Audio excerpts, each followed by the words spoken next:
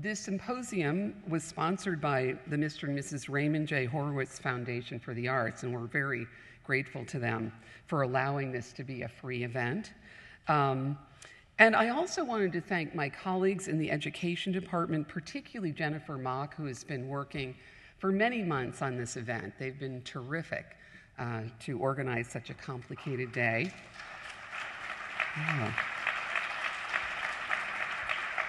I have the pleasure of introducing our afternoon speakers, and the idea for these artist panels was really inspired by my own personal experience as a curator, spending many happy hours in my previous role as chief curator at the Wadsworth Atheneum Museum of Art, wandering through the galleries with our native son, the artist Saul LeWitt.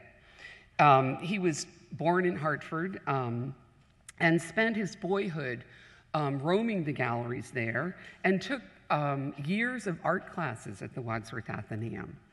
And he really was interested in studying art of the past, and claimed that really this experience inspired his career as an artist.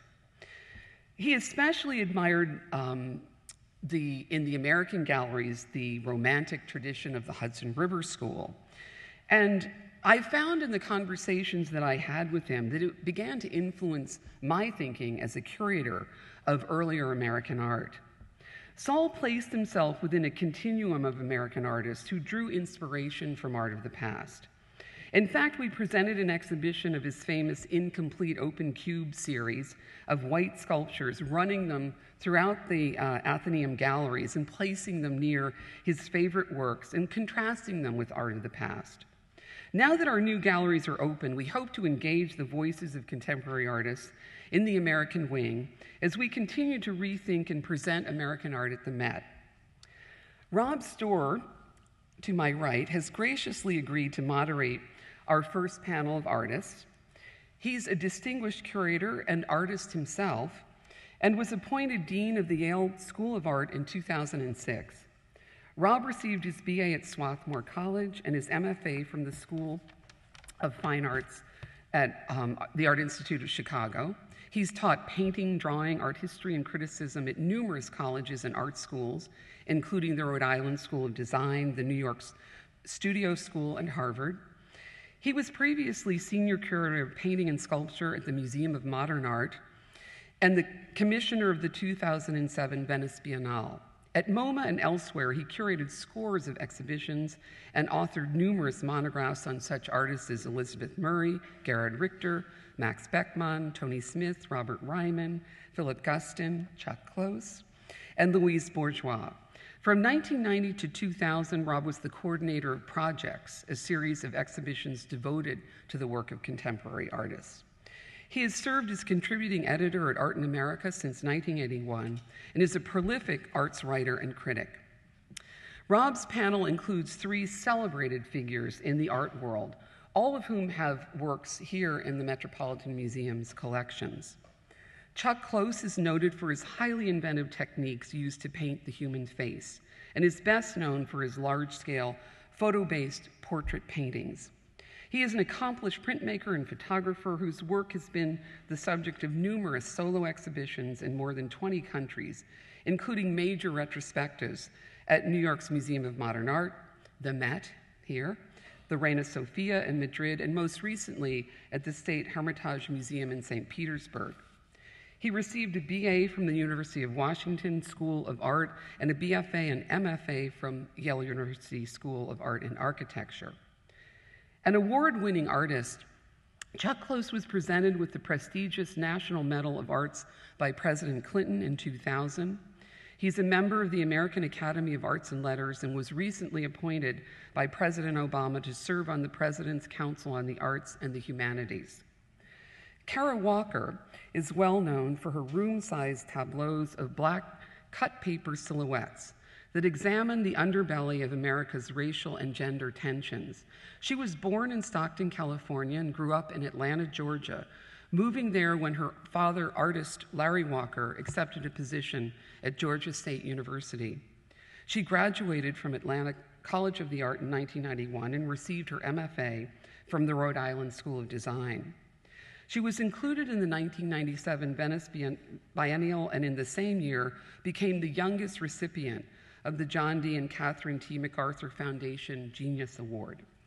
A major survey of her work premiered at the Walker Art Center in Minneapolis in 2007 and traveled on an extended tour. She was represented at the 52nd Venice Biennale in 2007 and was the U.S. representative in the 25th São Paulo Biennale in Brazil in 2002. She lives and works in New York City, where she is a professor of visual arts in the MFA program at Columbia University.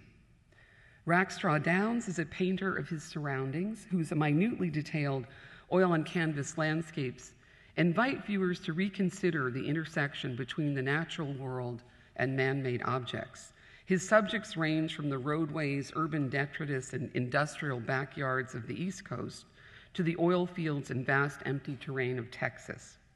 His artistry is deeply rooted in the history and thought of painting, and he has written highly regarded essays on visual and literary artists as varied as John Constable, Fairfield Porter, and Samuel Beckett. He received a BA from Cambridge University and a BFA and MFA from Yale University. He's received numerous awards, including, again, the MacArthur Foundation Award in 2009, and is a member of the American Academy of Arts and Letters. He lives in New York City and Presidio, Texas. So I will leave it to you. Thank you. Thank you, Betsy.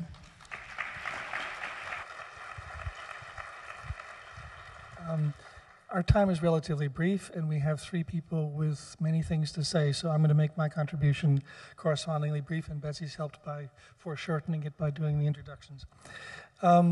There are many ways in which one can start such a conversation. I think in our case, we've started it by simply looking at what's on the walls here. This new installation of the collection is very interesting and raises many, many questions. One of them has to do with whether or not traditional genres of the kind that were the rule of art at the time that most of these works were made still have the meaning they once had, have new meanings or have no meanings. That landscape and genre painting were dominant in American painting. History painting was also dominant. Portraiture was also dominant.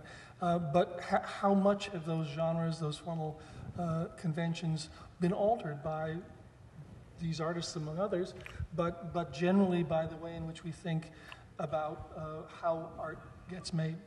I think the other thing has to do, of course, with the rationale of an American wing, or of an American museum, for that matter, since across town there's the Whitney Museum. The idea of having a national institution of art was very important to this country, as it has been in other countries, in the time that they established their identity as countries. And of course, although it's not customary to think this way, really, we are a post-colonial country still.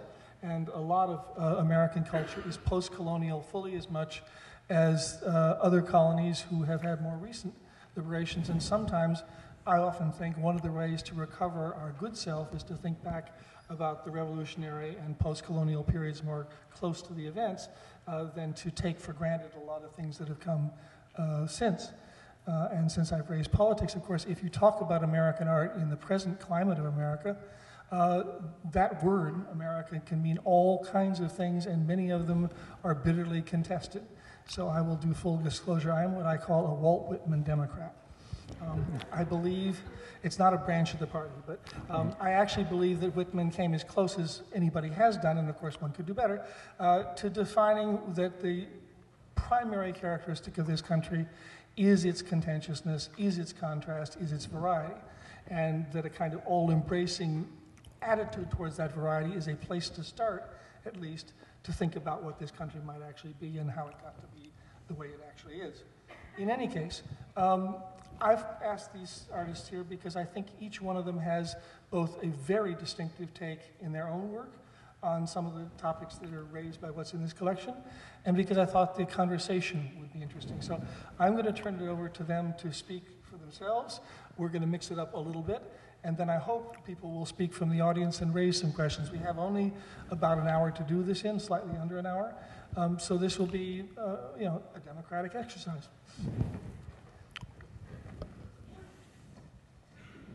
Hello, can you hear me? Is that right? Okay. Although I was born and raised in England and did 4/5 of my education there, I think of myself as an American painter. How did that happen, and what were the issues? What actually brought me to the US first was a passion for jazz. When I got here as a teenager, I had an art teacher who had studied with Joseph Albers at Yale, Robert Spire. His enthusiasm was very un-British, and so were the structure of his classes. Mystifying things like talent and verisimilitude weren't even mentioned. We explored the basic mechanics of visual order in small, manageable chunks, as though no one had done that before, as indeed they hadn't. I vowed to go to art school where he had been. When I got there, I was trying to paint geometrical abstractions, and I had some interesting conversations with Alex Katz. I told him I liked the British painter Ben Nicholson and hated Stuart Davis, whose work seemed coarse and brash to me. "Davis is great," said Katz. "Every time you go past a gas station, it looks like a Stuart Davis." Later, after chewing on that one, I thought to myself that Ben Nicholson probably never painted a gas station, that he was more likely to derive his compositions from something that was sifted out of the visual continuum and characterized as art already, like the marble facade of a Renaissance church. And in Stuart Davis's robust work, which I began to love, I woke up to the many hip references to jazz built into it. I also told Katz, rather ashamedly, because as art students we were all looking at Matisse and 1950s abstraction, that in high school art class back in England we had learned by copying 19th century English watercolors. "Oh, one of the high points of civilization," said Katz. I was shocked and challenged by this kind of flexibility and breadth of taste. Years later, I was invited by a well-known art dealer to join a gallery that would show 18th and 19th century American realism, plus contemporary artists who continue that unbroken tradition. "Like you," he added. But that seemed to me to be a misunderstanding of where I came from. I had started out as a geometrical abstractionist, so when I started painting from observation, I was entering what was, for me, brand new start-from-scratch territory. And the mentors I had in mind approached it, I think, in a similar spirit. From an awareness of abstraction, they saw image-making potential in the direct moving of paint. Also, at the time, I had not yet gotten very interested in anything in American painting, with the exception of a few folk painters, earlier than Hartley's bluntness and John Marin's exuberance. What did interest me, though, were 19th century panoramic photographs, often assembled from several shots spliced together or made with special cameras to include a span of 180 degrees or more. Their methods resulted sometimes in spatial constructions similar to those that I was seeing myself standing out in the landscape and turning my head. They showed not only amazingly wide and minutely specific depictions of places, but a non-grandiose, non-allegorical, non-Hudson River School America, a real quotidian America in the process of being settled and lit by what Walt Whitman called mere daylight. They helped me see the main landscape as a set of functions carving out a human habitat in a relatively undoctored space. They were sometimes so convincing I thought, can I do that well? From the work of two of the mentors I chose, I remember thinking I learned something similar. That is, Fairfield Porter's paintings and Rudy Burkhart's non-narrative films both showed that to present something without editorializing, without telling the viewer what to think, was a marvelous and demanding form. Porter, fiercely ambitious for his art, named Velázquez as his favorite painter. Quote, "He leaves you alone," unquote.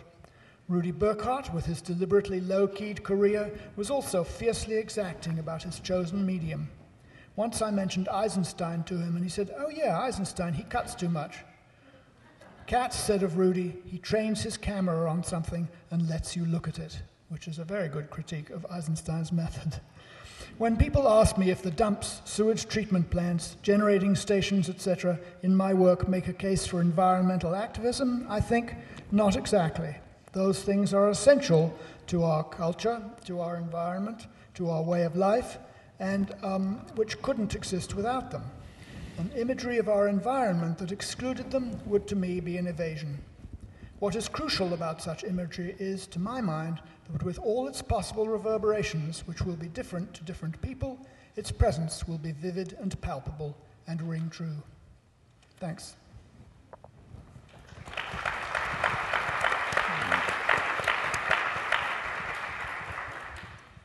Hi.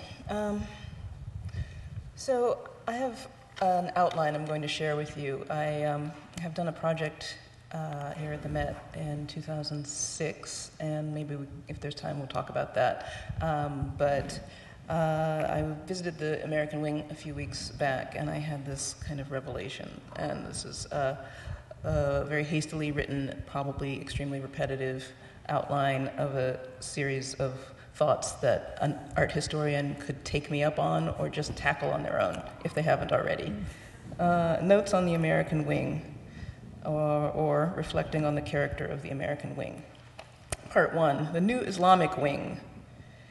So the New Islamic Wing has, brought in artisans from contemporary parts of the Islamic world to recreate and sort of create an environment that brings together traditional art forms, and it ties religion, philosophy, mathematics, science, art in a very succinct and I think very beautiful way. So I say, so there's a tradition that's thousands of years back that's brought forward into the present.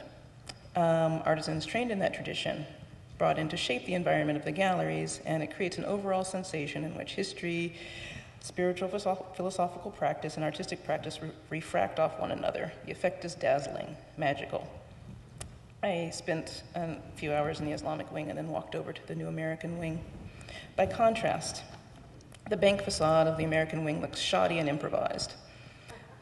Brightly lit galleries allude to the making of the American myth, a myth built upon the idea of the self-made man and the self-made country. It is a myth founded on an image of an America made up of Anglo-Saxon and Germanic leaders, and to a lesser extent their families. I felt a strange sensation that entering the colonial era, I was entering into a space with no past, no shadow, no reflection, and no clarity on what the future would bring, and no capacity for incorporating their past into this new present. The overall effect for this viewer is that American artists work fast with flat compositions and ugly sitters. Paintings as social register. Actually, this is something I always found fascinating and was influential to me in the start of my work, but I am in love with the idea of the itinerant painter. This is the untrained painter who travels from town to town with his work and charges a penny or two for viewing of the work. The paintings in some of the galleries reflect this attitude of striving, the striving painter, the striving sitter, but without the recourse of history, without Europe.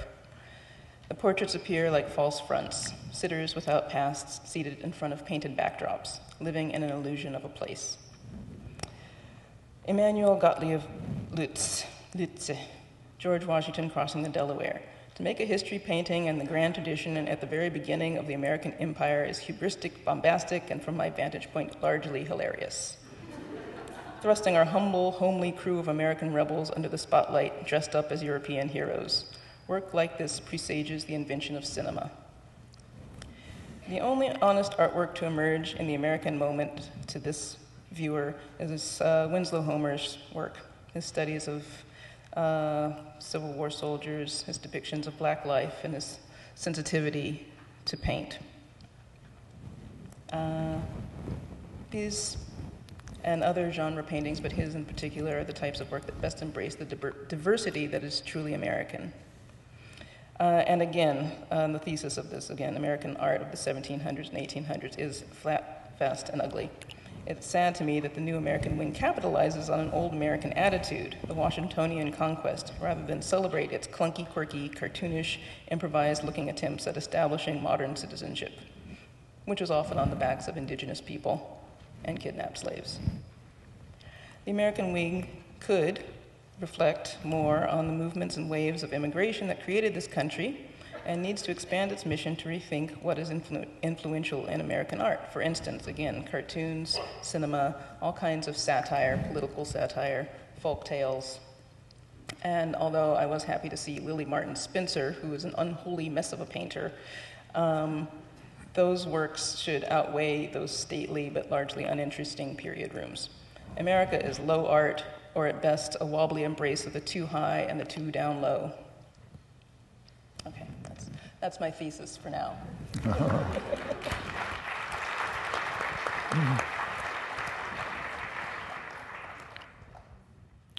I was born and raised in America in a small mill town south of Seattle.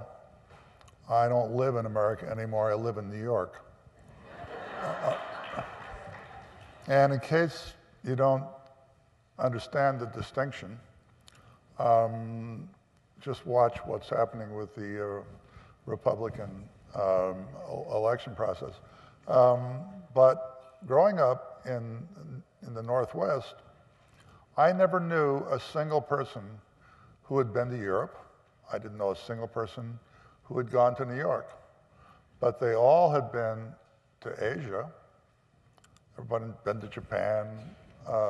And they celebrated and were interested in Native American art and would travel up to Alaska and look at Eskimo and other indigenous art. The Seattle Art Museum had virtually no Western painting. In fact, there was no Western painting out there except paintings of cowboys. That was Western painting. And the museum was full of Asian art. And then at the university there was a really beautiful museum of Native American art. But besides the fact that it rained nearly 300 days of the year, and I wanted to get out of there for that alone, mainly I wanted to get to New York because I was interested in what I thought was American painting, and also to go to Europe. When I was at Yale, I obviously didn't read the course catalog closely enough because I took a course in American painting taught by the legendary Jules Prown, and I thought we'd be like looking at Pollock. And it was American silver, furniture, and we got into a few of the limners, which I always liked the limners, and then into all the, Copleys and Stewarts and stuff. I'd like to see what would happen if you had an American wing that went further. What would it be like to include what I call the Midwest minor masters, Dove, Hartley, Barnett, all those people, and see whether that's the logical continuum out of what is in here. It just seems arbitrary to cut it off where it is. Once you get to post-1945, it's also international, and in fact we can, Hitler provided us with an art world. That's where we ended up with people really remade American art, his and Europe's loss, our gain. Let's not forget that my favorite 20th century painter, Willem de Kooning, was a stowaway and an illegal alien. And given our current hostility towards people who want to cross borders to get here, it just makes you think who we are missing by not letting people in. Where would we be without de Kooning? But anyhow, the sort of truncated end of American art, then what do? Do you have the Ashcan? Do you have Hartley, Dove, all those people? Or do they belong over in I love when they called this place the Department of 19th, 20th, I didn't get to 21st, contemporary, modern and contemporary art. That's one department. I mean, how can you have that? I don't know. But it is a continuum, but a lot of us didn't recognize the importance of that continuum. Believe me, New York is a lot closer to Europe than New York is close to Seattle in every possible way. There is no similarity except we're all in America. I think New York has more to do with the other major art capitals of the world. In many ways, much more to do with Berlin or England or a lot of European art capitals, because we have that, speaking as an artist, we have that tradition and convention to operate out of as well. I don't like to think of myself as an American artist. I'm not often proud of America, and I don't think the sources for a lot of my work are American. You said you didn't like all the paintings of ugly white men.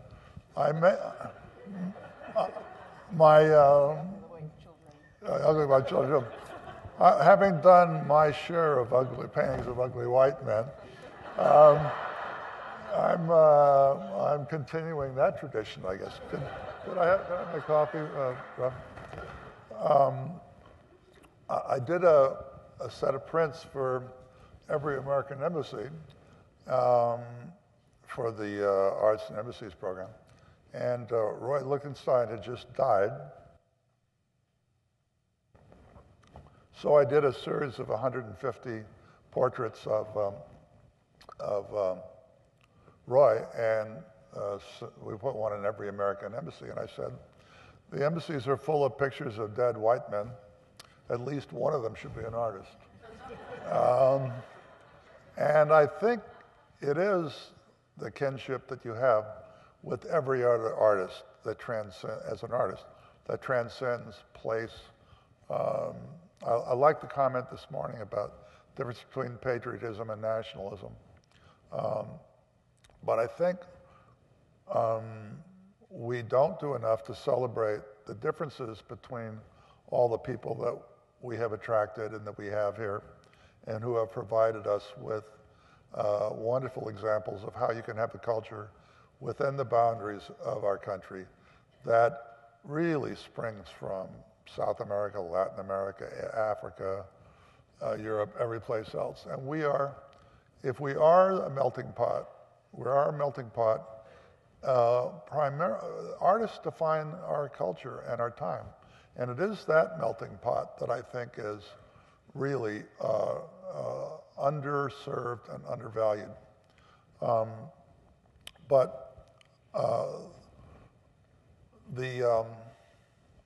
had a great thing to say, and I just forgot what it was. Artists, I think, are on one level elitists. I'm looking to both of you guys. Look at him too, because we want to make things with quality that resonate with people, and that we don't want to talk down to an audience. We don't want to pander. But if you think about what is possible, what we should strive for, and what as a country we should espouse, and that's an equal opportunity elitist. Everyone should have the same chance to have a voice and a decision in what is the best of American art, no matter what its original source was. And I'd like to think that that it's possible to really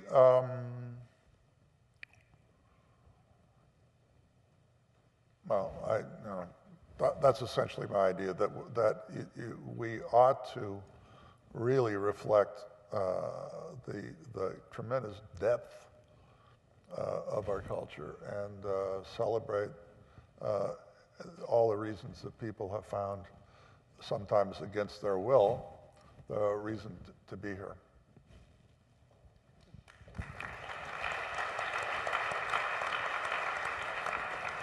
I'd like to sort of mix it up. I'd like to mix it up a little bit.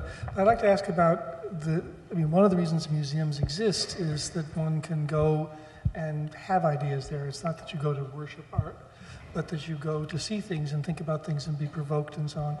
And I wonder, particularly with Karen Rackstraw, whether looking at Kensett or Martin Johnson Heade or Kane is not in this installation, interestingly enough, but he's an artist I know you admire, or looking at the panorama tradition, looking at silhouettes, looking at a certain kind of early American, not fine art necessarily, but incredible stuff.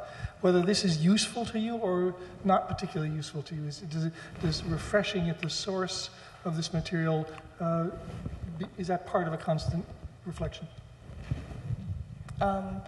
It is a constant source of reflection. I mean, I think when I really developed an appreciation for early American art, I was in my early 20s, and it felt extremely rebellious because I had sort of grown up thinking about, not really thinking, but just sort of in a sort of modernist mode. Like my father's a painter, and it was just like a sort of talking about flatness, sort of conversation that began at the surface and then moved into culture a little bit. And early American art made me kind of aware of, again, this sort of striving tendency, this kind of incomplete quality of a narrative. And so coming here, I was, I'm already sort of immersed in that sort of kind of narrative, unreliable narrative tradition. But I think what I was a little bit annoyed by was the kind of like, the lack of bleed from gallery to gallery, that there was this kind of like very sort of, I felt very regimented kind of like structure, which took us to a clean line of history and a clean line of thought that seemed to reflect a kind of, and I think the South Carolina primaries were happening at the same time, and so I was actually feeling very kind of caught up in this reiteration of an American narrative that seemed completely without reflection on where we actually are, what's actually happened, or the sort of blood that is spilled, to sort of make that narrative, seem palpable. And so that was the source of my consternation, is that I wasn't just looking at the individual works. I was kind of trying to do an overall read, and my overall read was like, this is not it, this is what we want to believe, and you're just, you have this amazing opportunity to restage the work and to recontextualize the work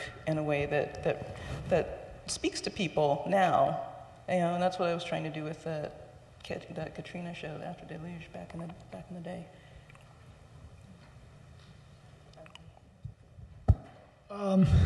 I get a lot out of visiting museums. I do. A lot of inspiration and a lot of energy to define what I'm really interested in. I mean, yesterday, looking very quickly through the collection here, I spotted one particular painting that was extremely moving to me, and I had never thought quite exactly why. I'd seen reproductions of this painting, but not the real painting, I don't think. And it had an enormous effect. I mean, it has an enormous effect. That kind of looking has always done for me. I must say, I'm a museum person. And I was taken to see the Tate Gallery when I was about 8 or 9 years old. And my mother pointed to a painting by Tissot, and she said, this is the old-fashioned style, and now here, look at this Monet, this is the modern style, now. And I was introduced to that at a very, very early age, which is no doubt why I don't subscribe to modernist dogma and don't like it very much, because I felt that was too constraining. This idea was already a constraint on you. But, so that's my take on the museum's experience. It's very rich. I arrived here a little bit early for this thing, and I walked down the corridor here looking at Egyptian low reliefs. They're absolutely extraordinary. Those white marble reliefs are incredible, and I'd been upstairs looking at the St. Gaudens and thinking they were very good, but then I went down and looked at those marble reliefs from Egypt, and I have to say they kick ass, as they say. They kicked ass in profile, though. That was. I looked at the American art wing the same way as I look at all the collections here. I mean, I'm a visitor. I I love going to the African and Oceanic. It's probably my favorite collection. And it doesn't speak directly to me. It's not within my experience. But I just love the stuff. And I visit it. I could look at the Islamic art. I think if we looked at it with the same degree of skepticism as we look at American art, we'd probably, if we knew enough to know whether it's good or not. But I agree with especially Egyptian and everything else. But I think we are, as artists, we have a shared experience with artists of every culture who have either pushed paint around or taken a lump of clay or a rock and did something with it. And that we have a way to look at it that's probably different from those people who are not artists. And we share this common experience of having made stuff. The trouble with most collections that you were talking about, where all the landscapes in one room and whatever, is vague common denominators are what groups this work together. They may or may not be shared issues between the artists in the room. They probably hated each other. But anytime you bracket either a chunk of time or a kind of work by subject matter, you are drawing circles around and saying, these things are all related. And what makes art and artists interesting is not the common denominator, what they share, but what makes them different from one another. What's personal vision? You know, everything becomes, conventional wisdom is just that, it's conventional and ordinary. When you find somebody who defies the cultural, the conventional wisdom and puts himself or herself out there all by themselves, they don't have anybody to turn to. Nobody else's answers will solve their problems. And that's what I think art should celebrate, the individual.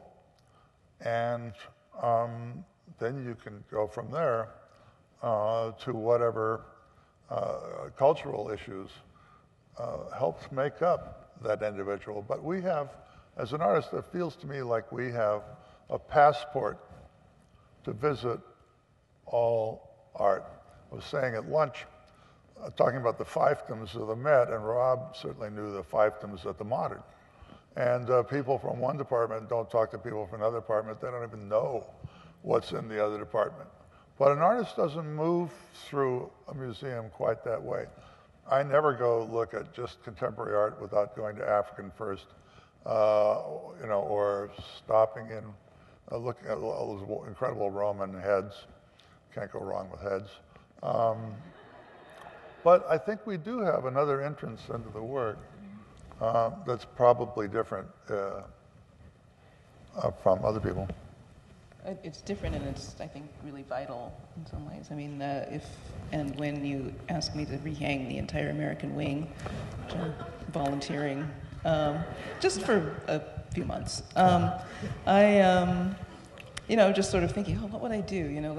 As far as like changing up the organizing principle and shifting things around so that it's not, sort of telling the story of a certain style of painting or a certain, character in painting. What about the other mythologies and narratives that, coexisted at the time of, certain paintings? What about work, that was sort of created in and around the time that Moby Dick was being authored, or something like that, where the work doesn't necessarily have nautical themes, but these are the things that were sort of contemporary to that work of fiction, or even popular works that were popular then that aren't popular now, for instance, could be sort of brought in. So there's sort of a literary and the other sorts of narratives other than the sort of furniture and painting narrative, which it seems to kind of go 2D, 3D. And there isn't this kind of like liquid flow in between. With the After the Deluge show a few years ago, I was sort of trying to find this sort of fluidity in borrowing works from different collections, and I think that having the opportunity, like everybody should have that opportunity to sort of rifle through the bins of the thousands and thousands of silhouette portraits that live in the vaults here, and find these small quirky We should do a project with them. drawings. That'd be great. Well, wouldn't it be great if in this installation, Rackstraw was hanging next to some of those long, narrow landscapes? I'd love to see one of your silhouette pieces next to the very few images of people of color in there. It would be great to see that. And just one more thing. When I was at Kirk Varnado asked me to do an artist choice show at the Modern, and I was interested in doing portraits from all the departments. There had never been an exhibition in the Modern's history that combined work from all the departments. And they were department heads, some of whom have to remain nameless, were absolutely against letting me in to look at prints or drawings. They say, oh, it's a painting and sculpture show. Why do we have to waste our time showing you this stuff? Well, it's that kind of fiefdom mindset that I think needs to be fought. Well, people are really, really generous here, so I don't know what the trick is, how to make the people just like, African and Oceania, wing, okay, they were conciliatory, let's say. Well, it's great to see that guy, the African guy that you had in the Venice Biennale, who makes the big pieces out of little... Honestly. Yeah. I mean, to see it in there with earlier African art, I mean, it resonates in a way. Well, the Met actually owns two, so they have one in one collection and one in the other collection. Right, actually, what I'd like to see is to have the Lutz room be unhung except for the Lutz, and then bring in Peter Saul, Larry Rivers, and Robert Colescott, and see what that's like. I know we don't have much time, but I had one image from, Please. This was going to be, I don't know if it's actually loaded up. Somehow this seemed to sort of exemplify my my take on the American scene, I think is the title of that painting. No, the true American. The True Americans. Yeah. Well, true Americans don't read newspapers anymore. We don't know who they are, and maybe they don't know who they are either. Well, it's almost a Dadaist painting because it features an abolitionist painter, newspaper, but it doesn't explain why these guys are making themselves scarce. Is this a slam at abolitionism? Is this a slam at, the other side? It's like a perfect question mark about everything that could be in that picture. Let me ask something in that relationship for you as artists. Some years ago, Elizabeth Bruin in Washington at the National Museum of American Art did an exhibition which was heavily labeled and quite polemical in the display of American art. And it particularly dealt with paintings of Native Americans, of slaves, and so on and so forth. And she got hammered for writing what was thought to be over-didactic labels and for raising all kinds of issues that were not appropriate to art. And I want to sort of ask your feelings about how much labeling, aside from whether you agree or disagree with particular opinions, how much labeling is too much labeling and how much labeling is necessary to unpack some of these pictures. If you have a major Renaissance painting and you don't happen to know why St. Ursula is getting such a rough ride, it's helpful to know. But how much of the presentation of the information that goes in, the cultural information that goes into artifacts of a cultural time that's far from us, is appropriate in a context like this? Oh, I have very strong opinions about that. I like totally naked exhibitions, no text on the wall. But in the middle of the room sometimes, they used to have these in the National Gallery, there'd be a tray in the middle of the wall. You could take a piece of mimeograph paper, which had very interesting commentary on the paintings, a lot of facts and a lot of information. But you didn't stand in the way of the painting reading the label so that other people couldn't see the painting. And basically, I like to be able to look at the painting on a plain wall with nothing around it, and just. Yeah, I agree. Images have to speak to one another, and I think that,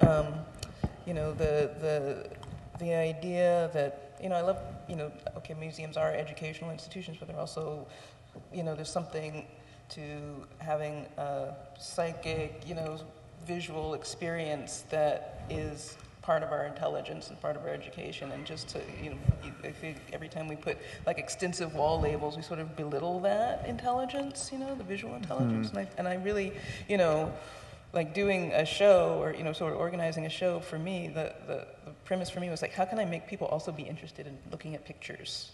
Like there's a, one theme is like, let's talk about the story, but let's also talk about how we talk about things through pictures and how pictures talk to one another and how they can sort of reflect themes that are sometimes universal and sometimes very specific, and how they can sort of like move back and forth between these specific, the specificity of like when this was painted and what it's about and the comedy of it, which is more universal. And I would love to be able to have that. That's the experience that I basically try and have when I go to museums. For example, do you know what that's about? No, I don't know anything about it, but I just ran across it, and I thought, well, it spoke to me as like what I wanted to what I thought about as the American, personality, which is kind of like somewhere here, or else putting on a mask or a suit. We are a cranky group when we're putting down curatorial, putting down art historians and their text. Long live but American artists. As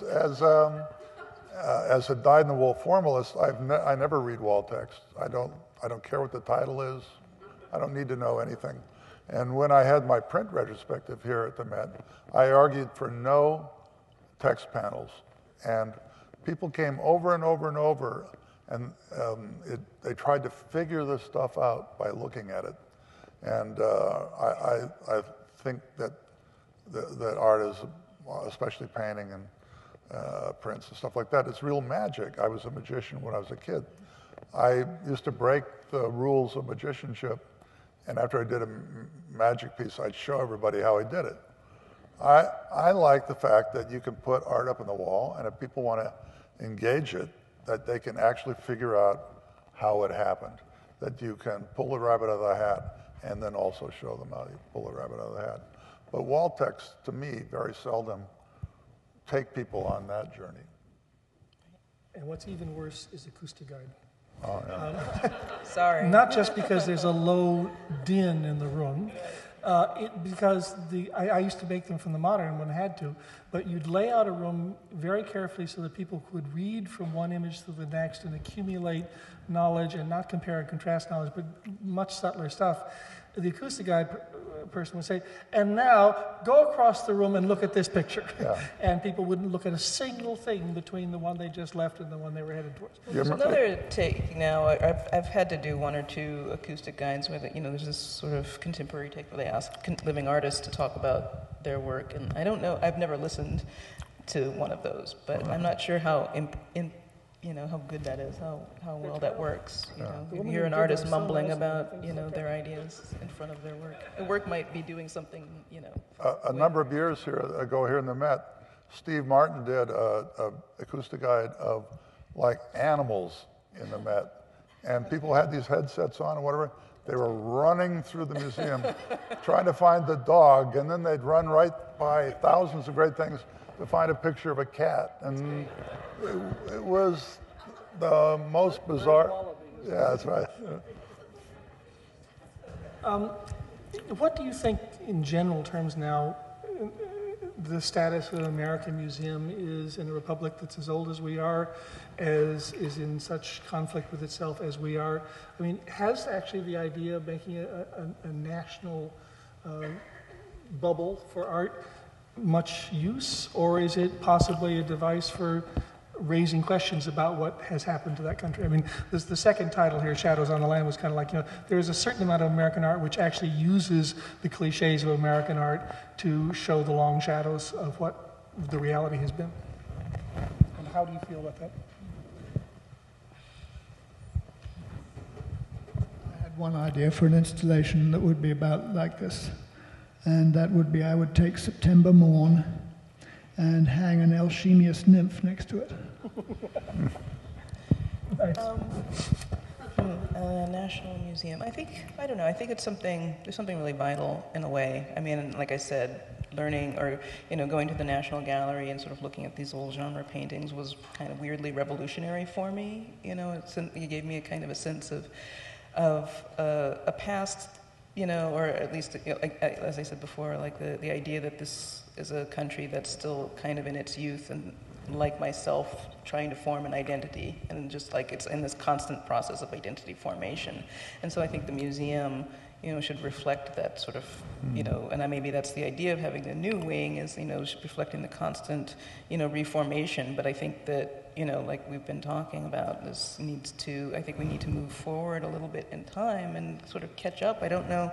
I know that I guess the mission of the American wing is sort of colonial art from about 1700 through 1907 or something along those lines, and I'm just wondering about the thing that happens around the First World War, which seems really sort of like it sort of makes an arc back to Europe in a way that might sort of speak a little bit more concisely. It's like America is talking about itself between these parentheses of leaving Europe and then going back, but it doesn't really seem to be attached very securely to Europe and Africa and South America and all the places that came in between. Look, I love museums. I love this museum, and when I got here from Seattle, I was 20 years old. I couldn't believe the smorgasbord of experiences that were laid out for me, especially in an encyclopedic museum like the Met. And I couldn't believe that galleries functioned, and I could go to galleries and see contemporary art. And they would actually drag paintings out of the back room and show them to me. I was never going to buy them. But I think that's, I love this museum so much. I hope the fact that we slam certain aspects of the museum culture doesn't leave the impression that that these institutions are not important. They sustain me. They're like the mother's milk for me. But the one thing, my girlfriend is African American. We were in the National Gallery, and so she said to the guards, who were all black, every single guard was black. So we were actually looking at some premieres, and she said, "Where do I find works by artists of color?" And the guards all stood around, and they kind of scratched their head, and they said, "I don't think we have any up." Well, I'm not sure what we have. 10, 15 years ago, we had a Martin Puryear retrospective. And that's really sad. It's really sad. There's something I saw in the Brooklyn Museum recently, which was early colonial portraits, not on my Phillips exactly, but sort of in that general vein, formal, this is me, kind of portrait. And then one from Latin America of the same period. And again, treating the Americas and the colonial and post-colonial experience of the Americas as one historical trajectory, so that you, again, read the paintings off against each other, not because you have, footnoted text, but because they're so different. You can see Puritan culture as opposed to a Catholic culture. You can see all these distinctions. And there's this very funny thing written by Dave Hickey recently, who was talking about the Americanness of Larry Pittman and listed all the ways in which Larry Pittman was typically American, and somehow related Larry Pittman to Homer and Hopper. And I sort of thought, that's interesting, because actually we're talking about utterly different American traditions, and the more you can show those traditions in contrast rather than a seamless kind of unfolding of national identity, the more one learns. One of the greatest shows I ever saw was a 1492 show. How many people saw that show? Oh, good. You just arbitrarily pick a time, right? Of course, it's the High Renaissance in Europe, so we know what was going on in Florence and whatever.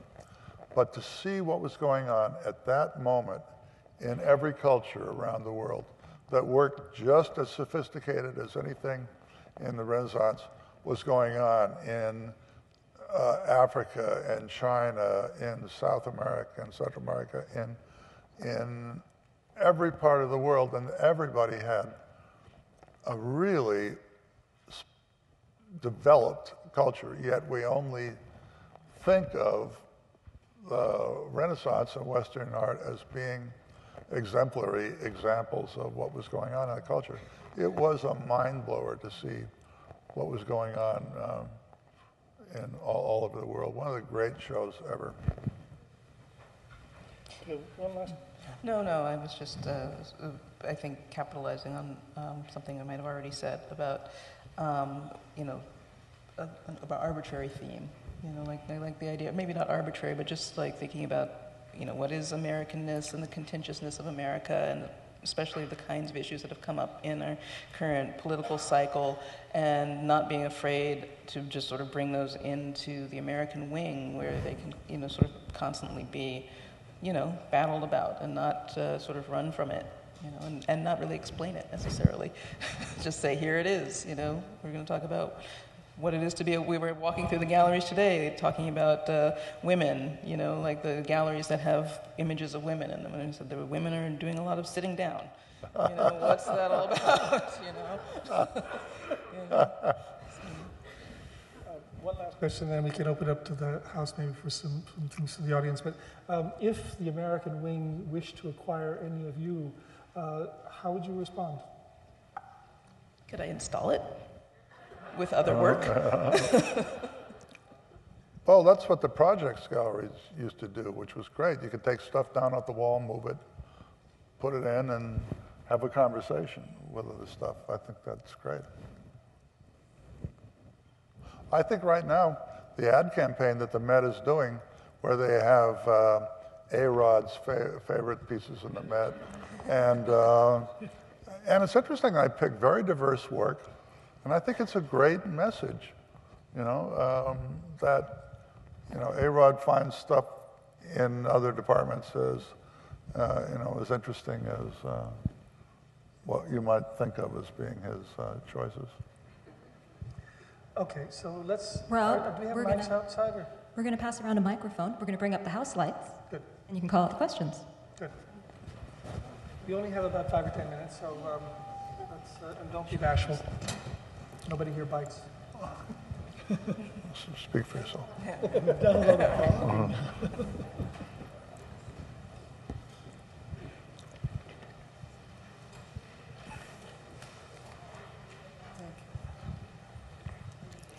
I've had a couple of experiences in other countries looking at American art, which have always seemed very interesting to me. For instance, when I was in college, it's changed very slightly, but I was taught that there was one American painting in the Louvre. I think maybe there are 2 or 3 last time I checked, not many. And then, it must have been about 5 years ago, we went to Bilbao and to see this fabulous building and what they were showing, the latest thing in contemporary art or whatever. We walked in, and there was a show of American art, beginning with those little colonial homemade portraits, whatever they were, coming all the way up to contemporary art. And it was a relatively small show, so you just saw this sweep of what I'm sure is in these galleries here I haven't looked at yet. Anyhow, it's very interesting to me to see what other countries show in American art, and I just wonder if any of you have any reactions to things of that kind. I love looking at American art in Europe. If you want to see the best of American pop art, you have to go to Germany. We lost it all, the way the French lost Impressionism to us. And there were great shows during the Cold War behind the then Iron Curtain. I saw a number of Johnson's Wax sent one around, USIA or SIS, whichever it is, sent one around. There people would line up in Russia like there was a bread line moving towards the work to look at it. It's kind of amazing. And I think besides its propagandistic value, especially behind the Iron Curtain where Soviet-era artists were supposed to paint work that celebrated the Communist Party, we were an example of, supposedly, of what happens when you're free to do whatever you want without any need to celebrate the system or... But oddly being used to celebrate the Absolutely, system. absolutely.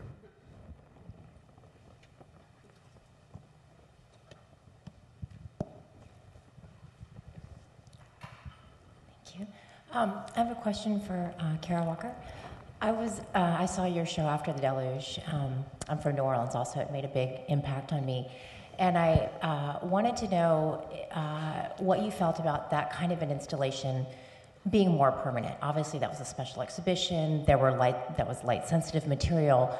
But in response to your reaction to the American Wing, could you envision something like that show and those interpretations longer term?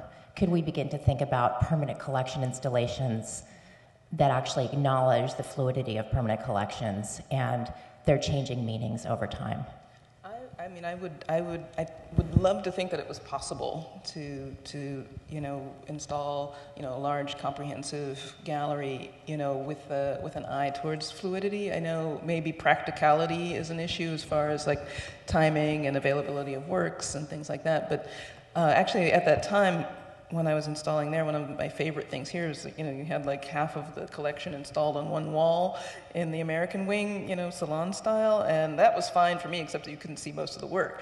But I mean, that just the sort of effect of like interchangeability in a way, like you could, like that it in some ways was it was informative because it was cinematic, it sort of like moved things around, it kept things animated, and I think that, to have a really engaged public, you also have, you have to kind of rattle things up in the department as well and be really okay with sort of duking it out for the good of like fluidity, for the good of energy. But yeah, again, I think there's some practical issues that could probably be sorted out, especially with the silhouette work, which has to be in special conditions. But I would be at the galleries 24/7 if you had.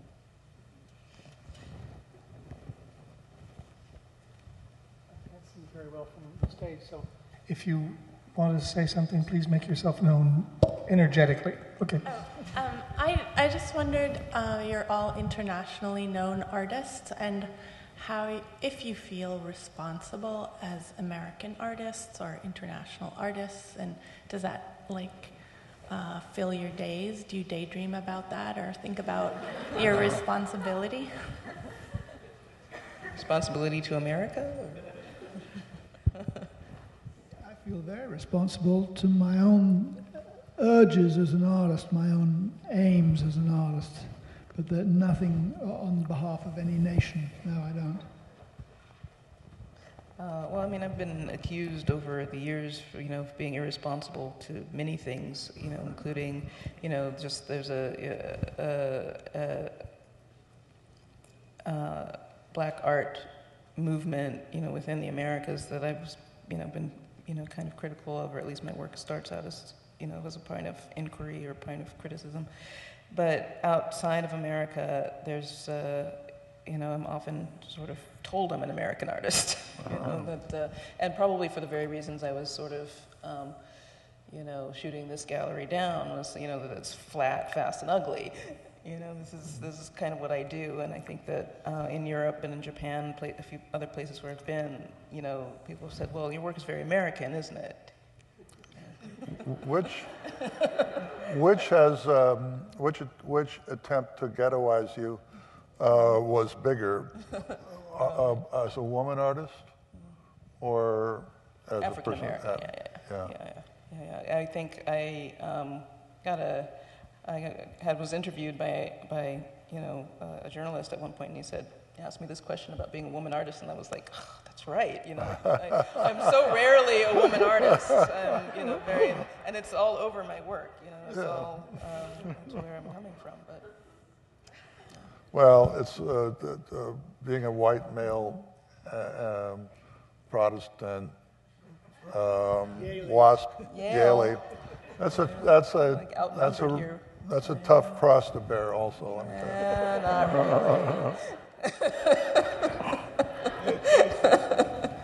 I'd just like to ask Rackstraw a little bit about the landscape paintings in terms of the ways in which they depict anything but the American pastoral, and whether people understand, in your experience, how loaded those pictures actually are. I mean, they are they are very critical, not of a specific ideology or a specific phenomenon, but just of what the land has become and how people use it.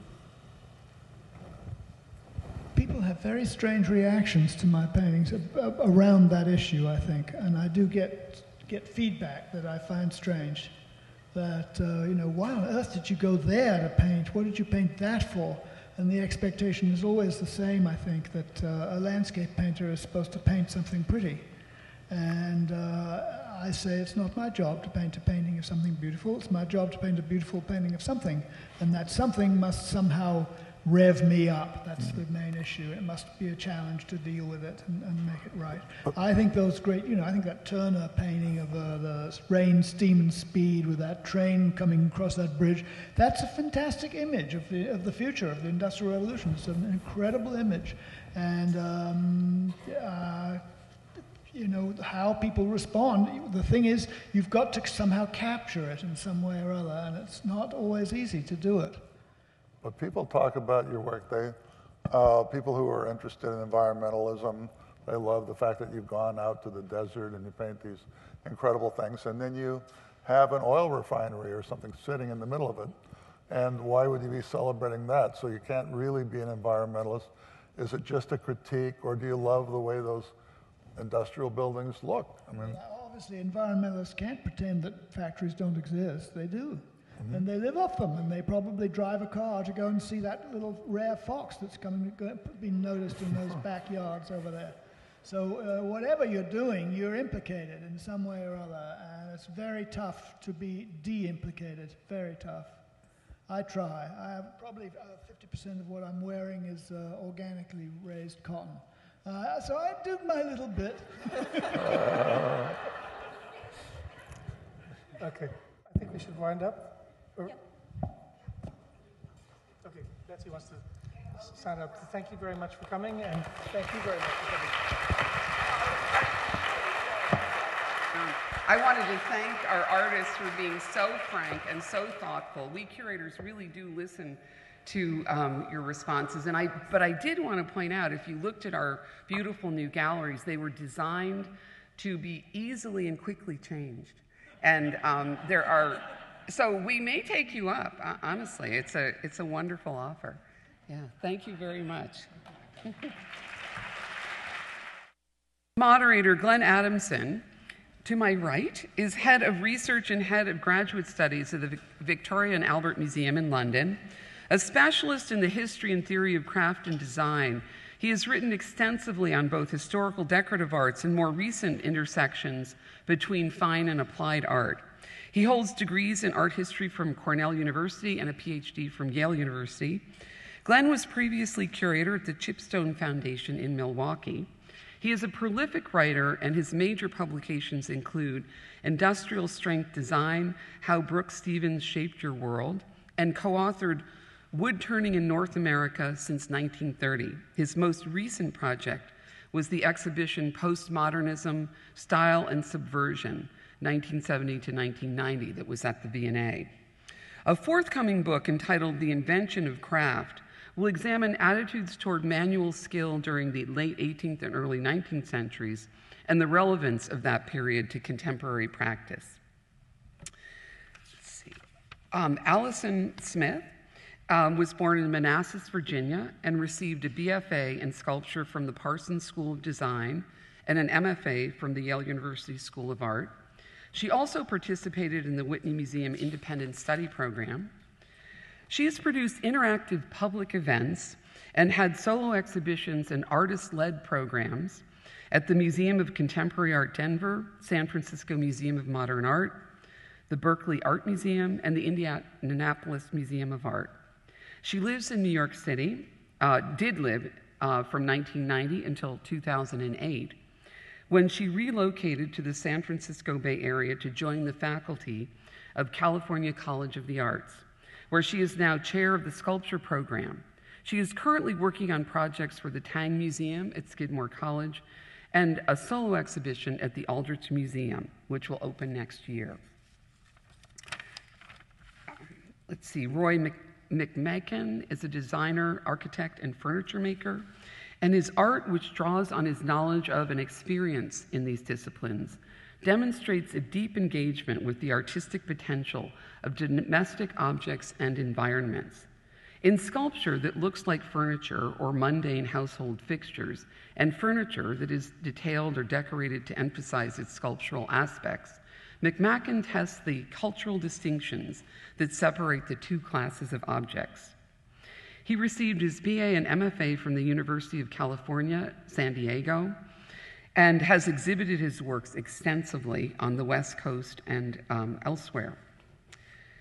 And finally, Josiah McElheny was born in Boston, lives in Brooklyn, and received his BFA from the Rhode Island School of Design and apprenticed with many master glass blowers. McElheny creates finely crafted handmade glass objects that he often combines with photographs, text, and museological displays to evoke notions of meaning and memory. He is the recipient of a Louis Comfort Tiffany Foundation Award in 1995 and the 15th Racco Commission from the Corning Museum of Glass. His work has been exhibited at the Whitney Biennial in 2000, and he's had several artist shows at the Isabella Stewart Gardner Museum, at MoMA, at Whitechapel Gallery London, the Tate, and this year a show at ICA Boston. Named a 2006 MacArthur Fellow, McElheny was honored for his ambitious body of work, recognized for its potential to make significant cultural and conceptual contributions, and by really recasting the tradition of glassmaking within the history of art. This will be a lively discussion that is more object-based. Thank you very much, Betsy. So I'd like to begin just by thanking Betsy and also her team, especially Nicole and Jennifer, for the kind hospitality that they've offered all the speakers today. And I'd like you all to join me in a round of applause for them. It's a real pleasure for us all to be here. We're going to be speaking under the title Material Culture as Cultural Material. And so we speak for the object. I suppose we speak for what Adam Gopnik earlier today, if you remember his wonderful keynote lecture called The Overabundant Larder of American History. So we speak for stuff rather than for the authorized categories of fine art, painting, sculpture, even photography and printmaking. We instead speak for things that perhaps were not meant to be looked at, or at least not primarily or not exclusively meant to be looked at. And that means that as far as the museum environment goes, particularly a museum like the Metropolitan, which does have a well-earned and hard-fought-for reputation for elite cultural status, we speak for a class of object that is perhaps problematic, perhaps marginalized, neglected, overlooked, and therefore something that needs to be discussed in some depth, and that's what we're going to do for you today. And particularly what we're going to be looking at is the question of how contemporary artists can make use of this problematic material in their own work, make use of this material, you might say, from a distance. Now, another thing that Adam Gopnik talked a lot about this morning was duck decoys, you'll remember. And it was striking to, I think, all of us who are interested in useful artifacts from the past that there were actually very few in his keynote lecture. The duck decoy was the most prominent example, and I think it's doing him no injustice to say that it served very much the role of comic relief in the presentation. It reminded me of something else that I associate with the condition of decorative arts or material culture, which is a great line of the potter and ceramic artist Robert Arneson, who said that if you go to a strange university campus where you've never been before and you want to find the ceramics department, it's always really easy to find, just go to the basement. And I think there is a sense in which the material that we're going to be speaking about and looking at, and the material that these artists have used so effectively in their practice, does tend to require a sort of championing, a sort of argumentation, and its importance is not taken for granted, like the paintings and sculpture that you'll see here in the American Wing. So we're again talking here about stuff, rather than the kind of transcendent abstraction, the luminosity that Adam so beautifully spoke about as occurring in American paintings by the likes of Heed and Lane and so forth. But of course, he also said very quickly in describing that duck decoy that it was beautiful. And he also mentioned weather vanes, and if you've seen the American wing, you'll also have seen many other objects, metals, ceramics, especially the furniture here in the collection, that do qualify as brilliant conceptions of form, brilliant abstractions, we might even say.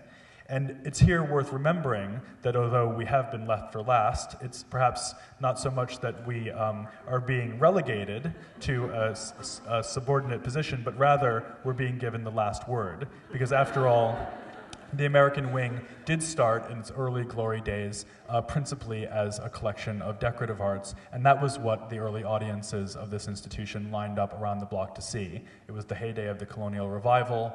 They were thinking about what they wanted to put in their own homes, and this was what drew them here to the Metropolitan. So we can say that perhaps those audiences, and even those today coming to the American wing, do find a kind of transcendence in this material.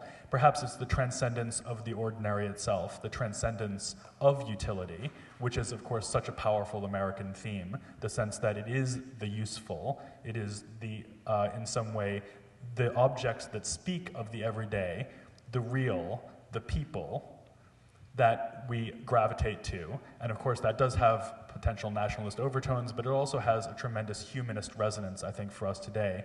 And that certainly, to me, is present in all of these artists' work. One last thing I'd want to say by way of preface is just to say again that these artists, and indeed in some senses, all of us stand outside of material culture, not only because it is from the past, predating 1907 or whatever the cutoff date of the American wing could be taken to be, but also because those objects, of course, have been put into a museum, so they have been ripped out of their original context. And this is hardly an original thought, but it is an important one to keep in mind, that when you look at a decorative art object, a material culture object in a museum, you are looking at a kind of decontextualization that is much more powerful and therefore perhaps much more provocative than the decontextualization of a painting, which, as I say, was always meant to be looked at. And then in a sort of second wave of decontextualization or displacement or distancing, we have artists like these who then take these forms and do something unexpected, something radical, something intentionally provocative, conceptual with them. So we're, in a way, looking down a long telescope at the kinds of objects that you'll see in the American wing through the lens of these three artists this afternoon. So with that, I'm going to turn to our first artist, Allison Smith. There she is, her name. And here's Allison's first image. We thought we would give you a chance to feast your eyes on these artists' works. And what we're going to do is have each artist say a little bit about the images that you're seeing from their perspective, and I'll just ask a few questions, and then when we're wrapped up with that, we'll go to a general discussion. So Allison, would you like to explain what we're looking at? Okay, thank you. Such an honor to be here today. This is from a series of works on paper that I've been making over the last few years that now I think is probably somewhere between 300 and 400 pieces. It's called Picture Collection, kind of a pun, pictures of pictures and many other objects. These are all images that I've taken from kind of former museum picture collection archives, auction catalogs, how-to books on colonial craft, and I've meticulously cut them out of context and kind of serially pasted them onto this series of pieces of handmade paper. And when I first started doing this project, it came out of the revelation that I had never really laid out for a viewer or for myself all of the things that I'm really interested in. And so filling this kind of visual lexicon, there are lots of objects that I associate with early American craft, colonial craft, although immediately in that kind of association, it's an impure collection of things. There are lots of obscure references to the arts and crafts movement, the studio craft movement, contemporary art and other things as well. So for people like Glenn, it could be like a game. You could point things out and find different things.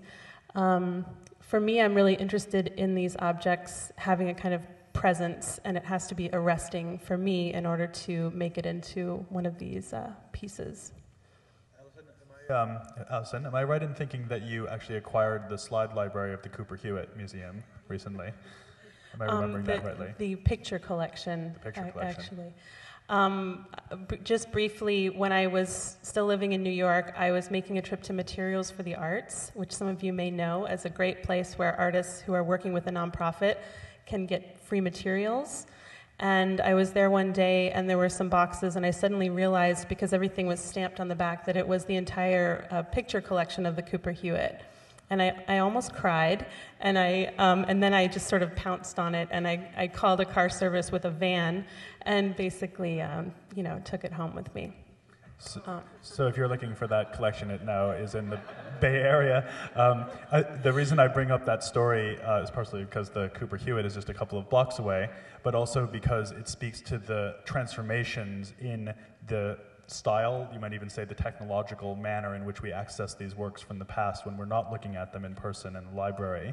And I think in these images, and also in something like that picture library, and Allison, your interest in it, you begin to see the way that artists already start to think about mediation when they encounter the object. They're thinking not only about the object itself, but also how the object arrives in their practice. So we'll go into your next image. Okay. This is a large wall work. It's based on a quilt made in the 1820s by a woman named Rebecca Scattergood Savory. She was a Quaker woman from a somewhat well-to-do Philadelphia family, I believe. And she made these really amazing quilts that extend what would be a traditional Star of Bethlehem pattern. It goes by several names, but she extended those diamond shapes out to the edges of the quilts, almost like shock waves that can't be contained. And I was really curious about this series of quilts, and in this installation, I remade the quilt, but obviously at a much larger scale. It's about 27 by 27 feet. And I was interested in making this quilt, but then also using it for something different. So in this case, it's actually a projection screen. And you can go on to the next image, and we can come back as well. So across from this, the Scattergood quilt, I created this colonial wall sconce, and this is about 12 feet high. It's made of faceted mirror. So I had these two objects standing across from one another. And I was really interested in this configuration as a kind of light show, almost like a psychedelic light show.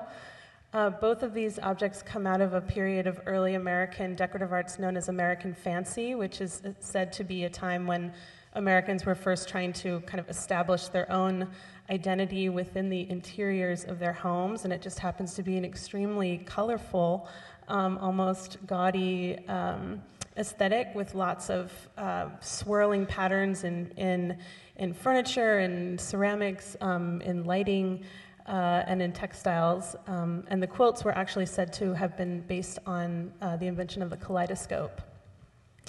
This is of great interest to me because I was one of the curatorial team that did an exhibition called American Fancy, which is at the Milwaukee Art Museum a few years ago, and I think that was very inspirational to you, wasn't it, Allison?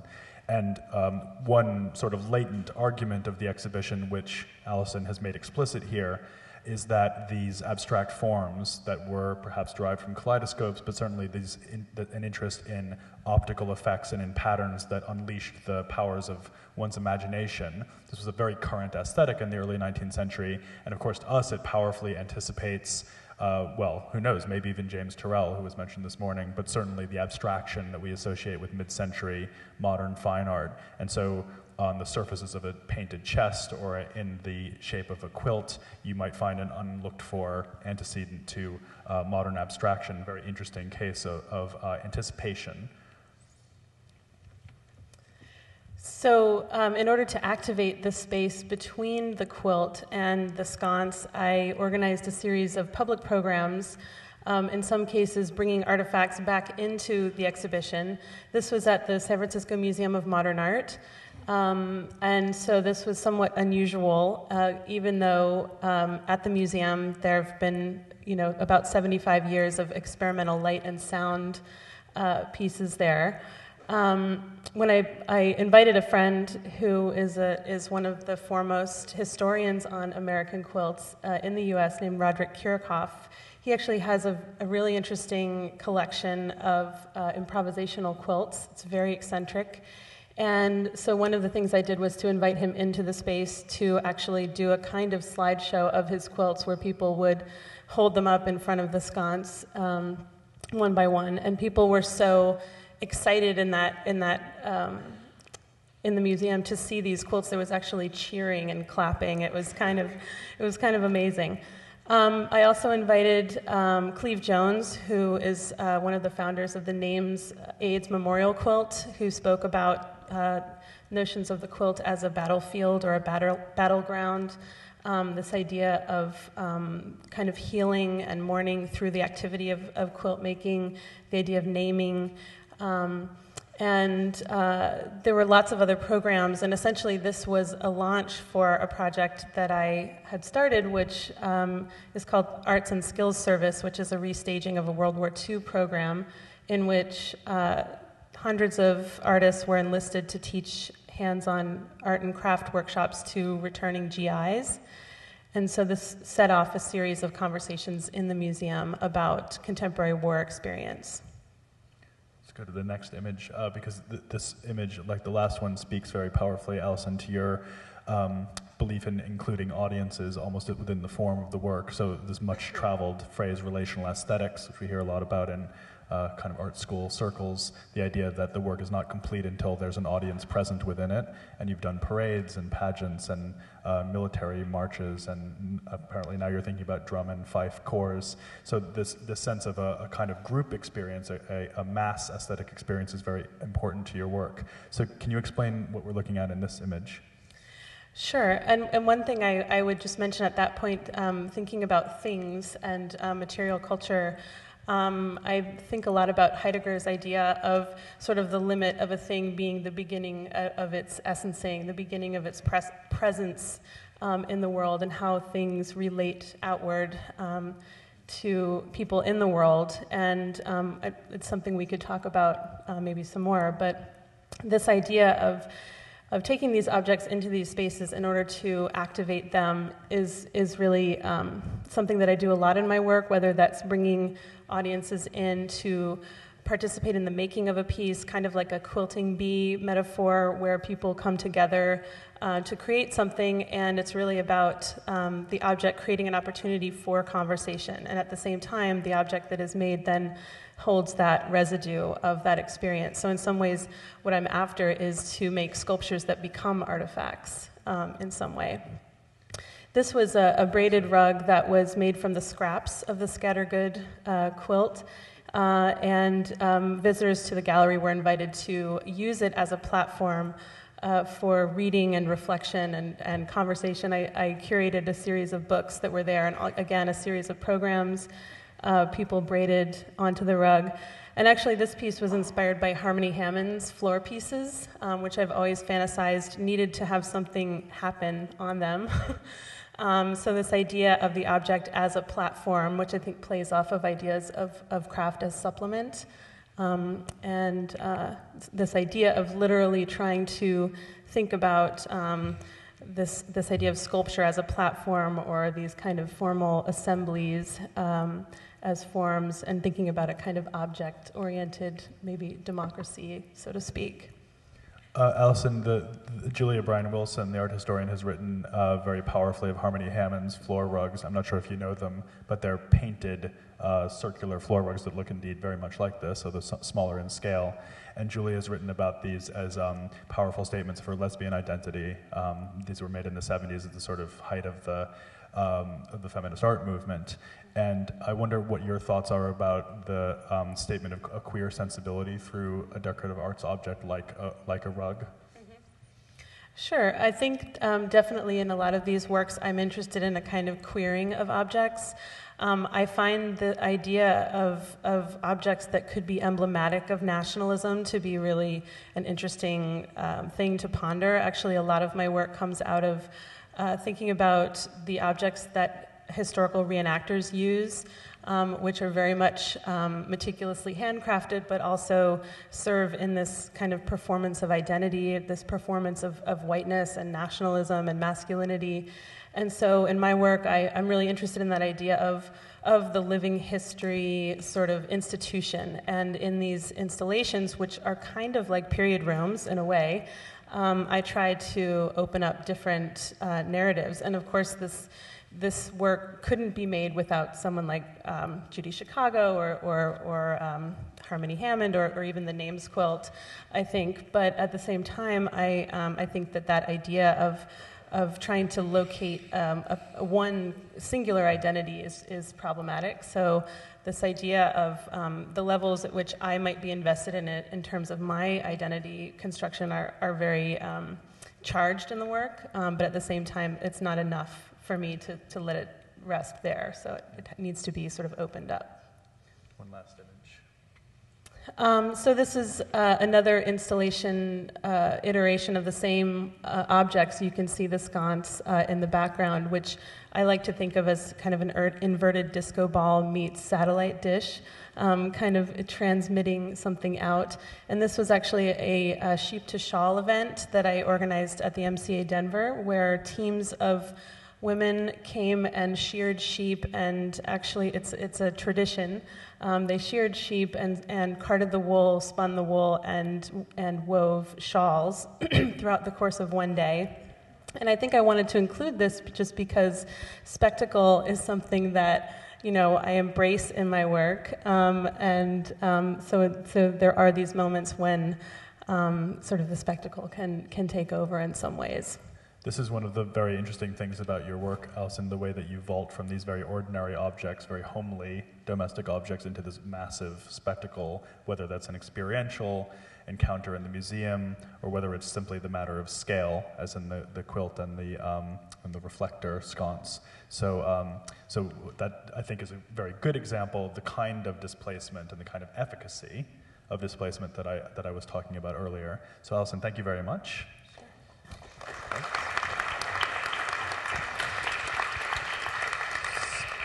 Sorry, this is one last image of Allison's work. This is a very recent piece that you did, Allison, we forgot about this one, sorry. This is a recent piece from the Yerba Buena, isn't it, in San Francisco?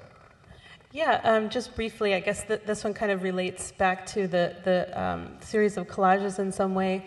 This is a sculpture, it's called Stockpile, and these are all objects that I associate with colonial reproduction and reenactment.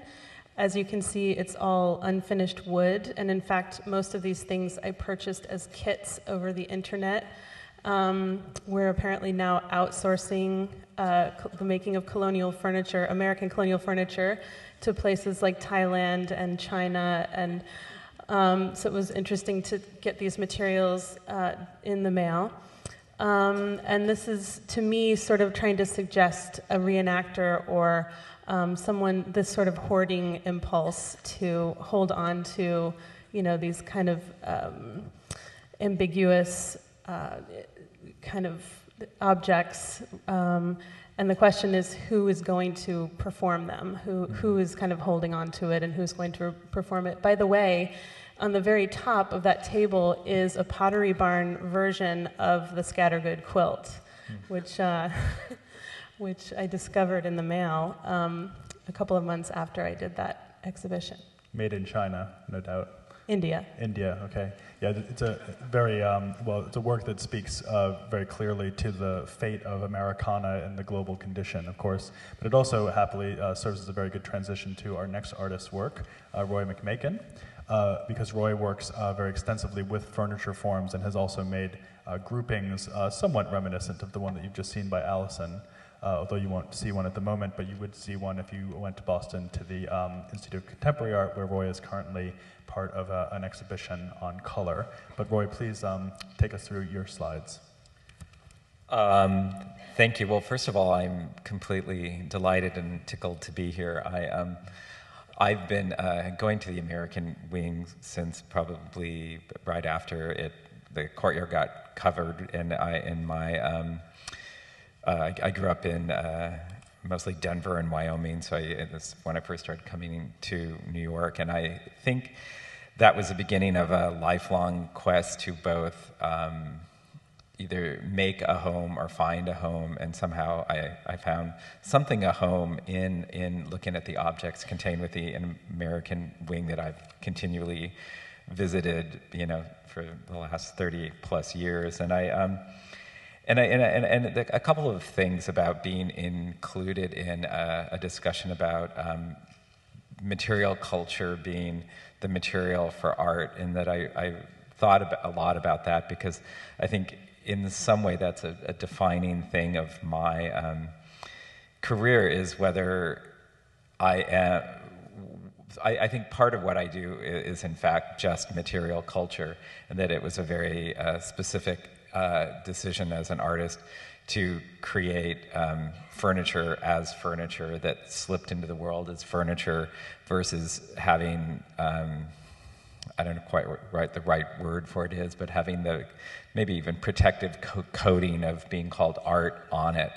And that was a significant decision I made shortly, after I started coming to the American Wing, but have been kind of grappling with whether the sources are going to just inform a chair, or whether they're going to inform a sculpture. One thing in terms of what I was looking for when I was looking for my sense of home and found it in objects, American objects, wasn't really even the content of the objects as much as something else that viscerally made sense to me. And I think the thing I came with, certainly in terms of furniture and everything, was an issue of scale, which I think is central to the way I think of furniture and objects and architecture and the other things that I do, and just a very imperceptible and subtle reading of scale. And for me, that was the thing that distinguishes stuff that I was finding in the American Wing that felt very familiar and made sense to me. I am working on a show right now that's I'm sort of making it be a compilation, kind of a summation or a punctuation point in my life right now, and I thought I'd read the title of that show to you, and here it is. I continue to believe in the potential to express hope and sorrow through furniture.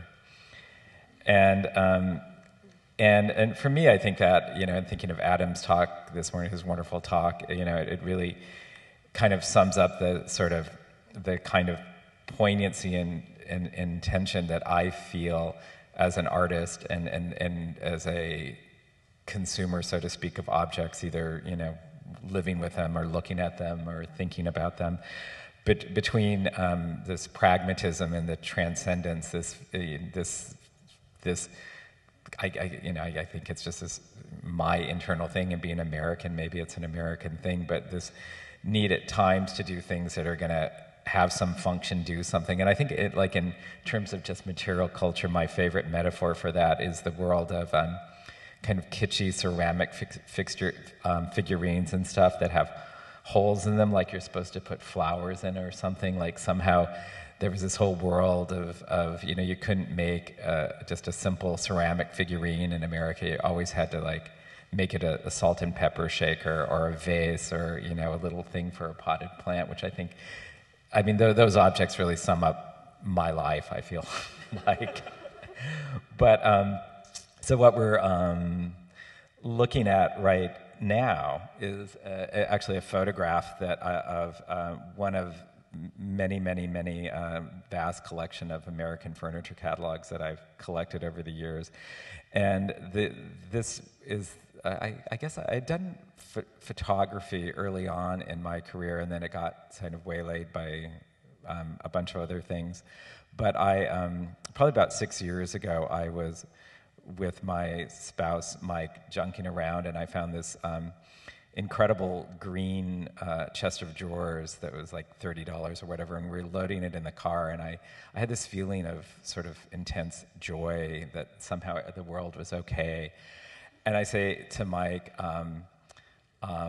isn't it incredible that we have this new green chest of drawers? And he, in his good-natured way, goes, yeah, it's so incredible because we only have 40 other ones.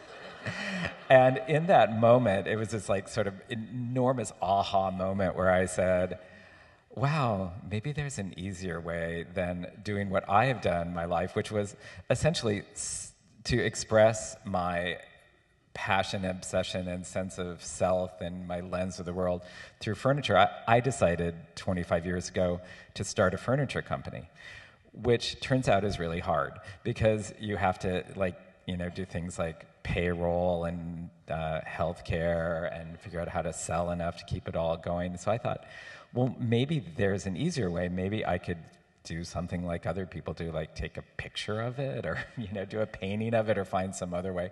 So I began a series of I stared at that chest of drawers for nearly a year thinking what the photo would be. And this photo came out of that, and I picked it for kind of obvious reasons, that it's just this kind of dopey 60s catalog of Americana furniture that was this very pragmatic object that was created to be functional, and its use was to try to sell this furniture. But yet what I did with these sort of photographs was to take many shots of it to try to recreate the idea of an elevation of a house or something, which is this sort of impossible point of view, that it's like this sort of point of view versus a single point of view, and not as kind of subjective, cubistic point of view, a real like God-like try to see it from every position simultaneously. And in that, you end up with this sort of absurd thing that when you look at it, the first response is like, what is this a picture of? When my goal was to try to accurately, completely, and without any kind of my point of view show it. And I mean, and yet it still ends up being sort of a confusing object. So the completeness of the transcription actually becomes a kind of baffling collage in the end. Yeah. Right, exactly, yeah. Yeah, one thing, I'll just go on to your next slide, Roy. One thing I wanted to ask you about was your relationship to the Duchampian tradition of appropriation, because one thing that you do a lot in your work is to, essentially it sounds like you're seeking some kind of redemption through antiquing. And it seems that... Yes. And I've almost found it. I'm going to find it soon. So that seems in some ways to be the opposite of what Duchamp is doing, because of course his kind of cool, steely, conceptual regard of the ready-made doesn't at first glance appear to involve that kind of affect or embrace or a kind of almost spiritual relationship to the object. But when you appropriate an object, you can almost feel the love. And I wonder how that plays into a work like this one, the one that we're looking at now. Well, I did. I mean, I think I did like the, imprinted on furniture as a love-seeking being. I seemingly wasn't finding that much of it in, some aspects of my parenting. So I found it in furniture, which is just like, it was just like a screw up of parenting or something. But I'm really good at finding like what things are the love within in furniture, both in terms of, it really became very early on. I was running around trying to find something that felt like it was, a piece of love in a form of furniture. And this piece is, the title of this is My Slapback Chair with Another, and the white one is a chair I developed probably 30 years ago that I just keeps resurfacing through my work, that in many ways it's a surrogate for me, but it also talks about, actually there's an homage to John McLaughlin, probably the painter I learned most from in terms of positive negative space in the back and figure ground stuff. But then this was a Gustav Stickley chair that I had bought zillions of years ago. I was just dragging around, and I kind of loved the, somebody had put this tacky upholstery on it and everything, and one day I just sort of melded the two together as. So it's almost an image of coupling as well, kind of relationship image. Yeah, there's supposed to be a sexual overtone, yes. Yeah. So it's a very common feature of Roy's furniture. If you look at the crevices, you don't know what you'll find necessarily. And as part of that, like, misguided pragmatism, somehow probably 20 years ago, somebody said, "That's a nice table. Would you help me with a remodel of my house with no training?" Which led to, I now have a small architectural company, and this is a house that I did a few years ago on an island outside of Seattle. So this is your essay. It reminds me of that great film by Buster Keaton, One Week. I'm not sure if you've seen it, but he gets a prefabricated house, and his enemy, who's after the same girl, he's just married, renumbers all the crates. And so he tries to put it together, and it looks like something out of the cabinet of Dr. Caligari. So it's on YouTube, this film, so do have a look. So what were you after in this composition? Well, I mean, there's actually this strong logic in the composition that there's the two view axes of the house point to the sunset. It actually looks across Colvos Passage, a part of Puget Sound, and one looks to the place where the winter solstice sunsets, and the other where the summer solstice sunsets, and then, which is about 110 degrees off, and then there's the 90 degree to each of those, and then the reconciliation of those two angles ends up with this kind of wonky house. But so really what in many ways I was doing was setting up these very logical, pragmatic systems, but when they all have to resolve into a single object, it's very abstract and kind of a bit nonsensical. It's interesting because it's like an architectural project that intercedes exactly in the arena that Adam was talking about this morning in reference to the American landscape as a site for transcendence, and here you've approached it in an almost over-rational way, which produces its own absurdity instead. But the location and, of course, the American landscape is so important to the American wing, and here you've addressed it in this way that seems kind of counterintuitive and comical. Yes.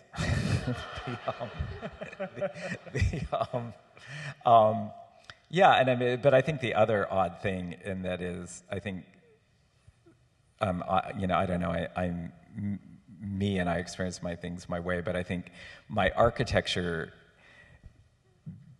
because I'm fascinated by the pragmatic side of it and the kind of service side of it, that I'm there, to build somebody's house, it's a lot of good service providing, to pull it off and have them happy with it and have it be constructed. But within that, there's all the kind of poetry and the meaning, has to be in the crevices of those spaces, which again seems, like a lot of what Adam was talking about, that you're doing something that's very, pragmatic or empirical, like I'm making a house, and me, psychologically, I'm kind of caught up in that experience, but it has to look like something, right? So yeah, and it's again the power of the vernacular idiom that you're working in as well. So again, a kind of found form. Here's another image that I think speaks very powerfully to that. So the radical simplicity of the form.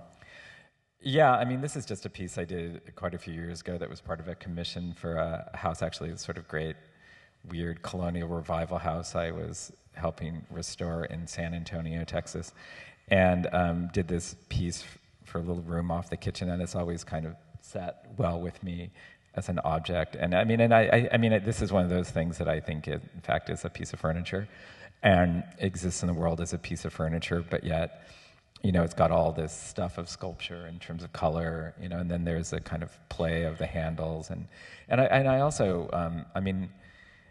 a lot of the kind of vernacular, the kind of historical thing that I use came out of, there's sort of the issue of newness, and whether you're trying to create something from whole cloth or out of nothing, or whether you're staring down the past, and for me to feel like I could almost really transcend time in terms of the objects I was creating, I felt like I had and this is really just for me to be able to do it, I had to really stare down the past and stare down things that existed historically, and that if I really looked at them, that I had a chance, a shot, even though it probably failed, of having that object kind of exist outside of the particular moment I was thinking about it. Okay, that's a great place to leave it, but let's just talk about this last image. So again, I think this speaks to the question of whether you're an artist, a designer, what are these objects that we're looking at, and how does that sense of distance? Chairs. Yeah. but of course they are that, but they also are presented to you as more than that, aren't they? Well, I mean, the other great revelation, I mean, I've had like 2 revelations, and the other one was that you really can't make an invisible chair or a thing, right? You're really stuck. And even if you make it clear, it still looks like that, right? And even if, this like idea of, I mean, at one level you can almost say modernism was trying as hard as it could to become invisible, but it still got stuck in this sort of stylistic thing. And so at one level, for me, when I embraced that idea that everything has to look like something, that you just can't get away from it, it was this unbelievably freeing thing. And the thing that I came up with, and I think it's a lot of what design and the history of kind of the built world is about, is that I try to make things, well, again, back to my thing, that look like love, and I think you really can do that. And I mean, I think here, I was just sitting there one day saying, I'd like to do another upholstered chair, like, something that I haven't quite seen, and this is just what I did. Okay. Thank you very much, Roy.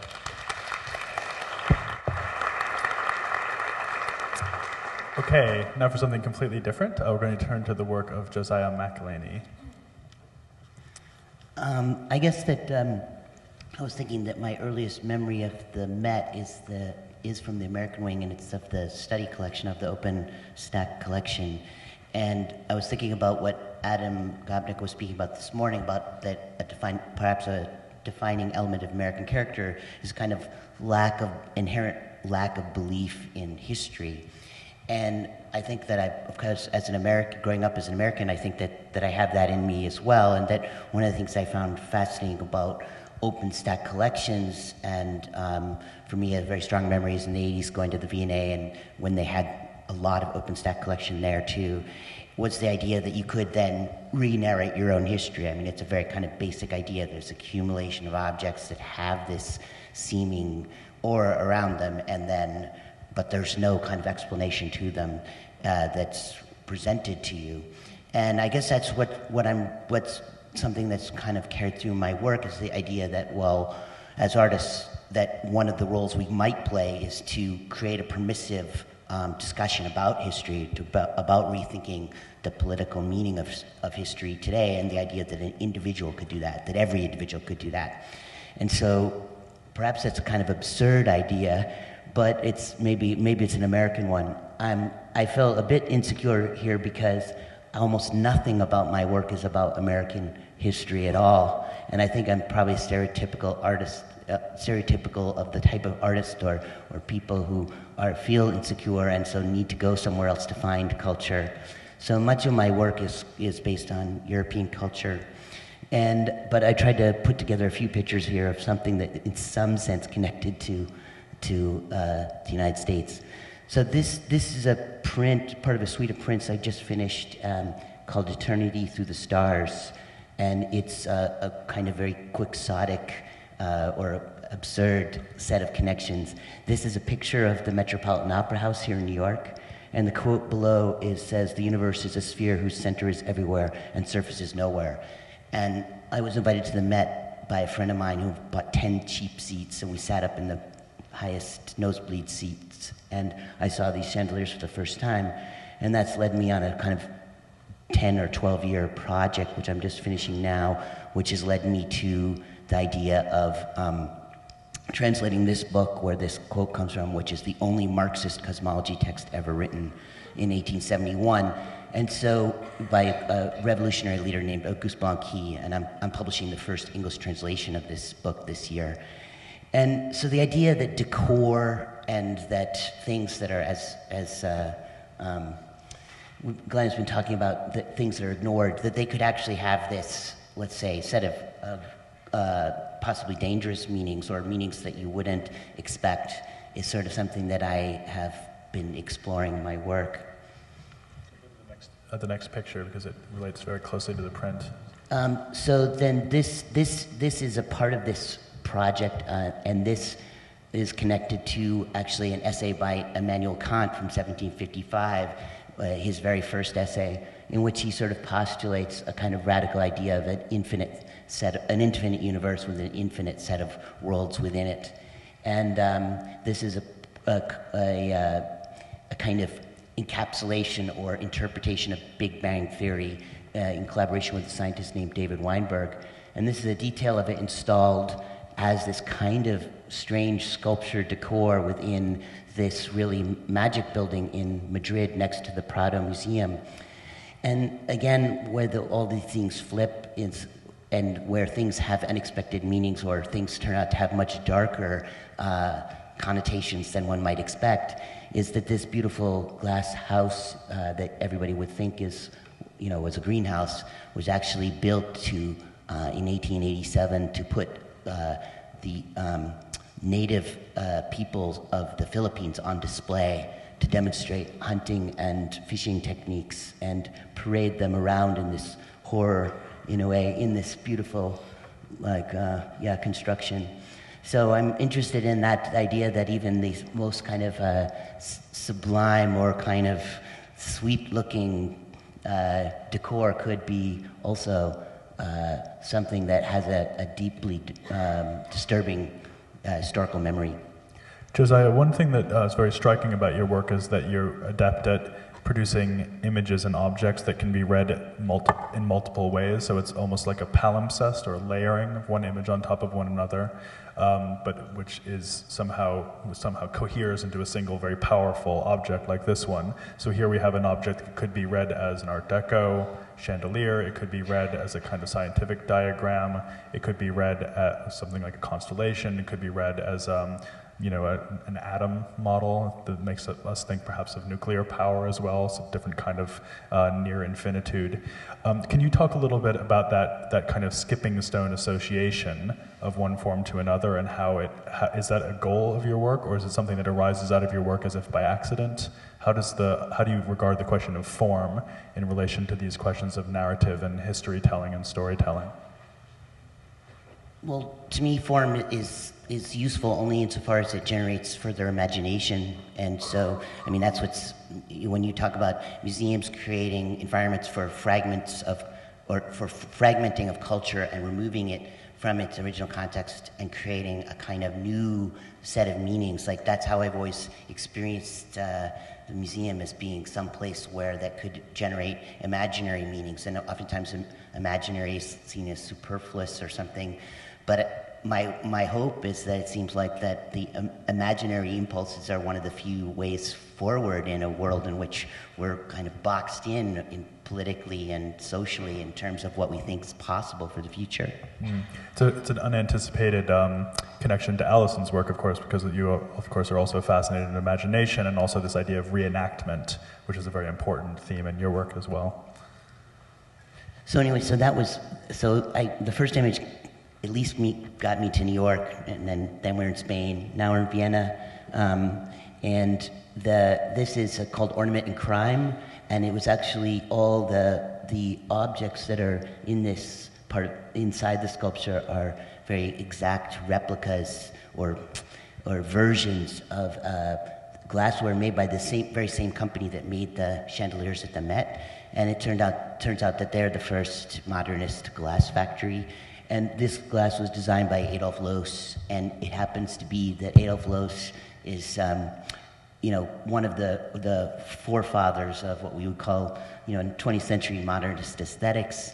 And he wrote his most groundbreaking and most controversial essay in 1908, the same year he designed what is, I think, probably one of the greatest bars in the world, which is actually called the American Bar. He was obsessed with America. and it's the first stand-up bar in Europe, and it's still there. If you're ever in Vienna, it's worth going and having an expensive cocktail. But he wrote it the same year he read the first public reading of his famous essay, Ornament and Crime. And Ornament and Crime was mistranslated into Ornament is Crime in Paris, and there were street protests against it in Paris within 2 weeks of its public reading in Vienna.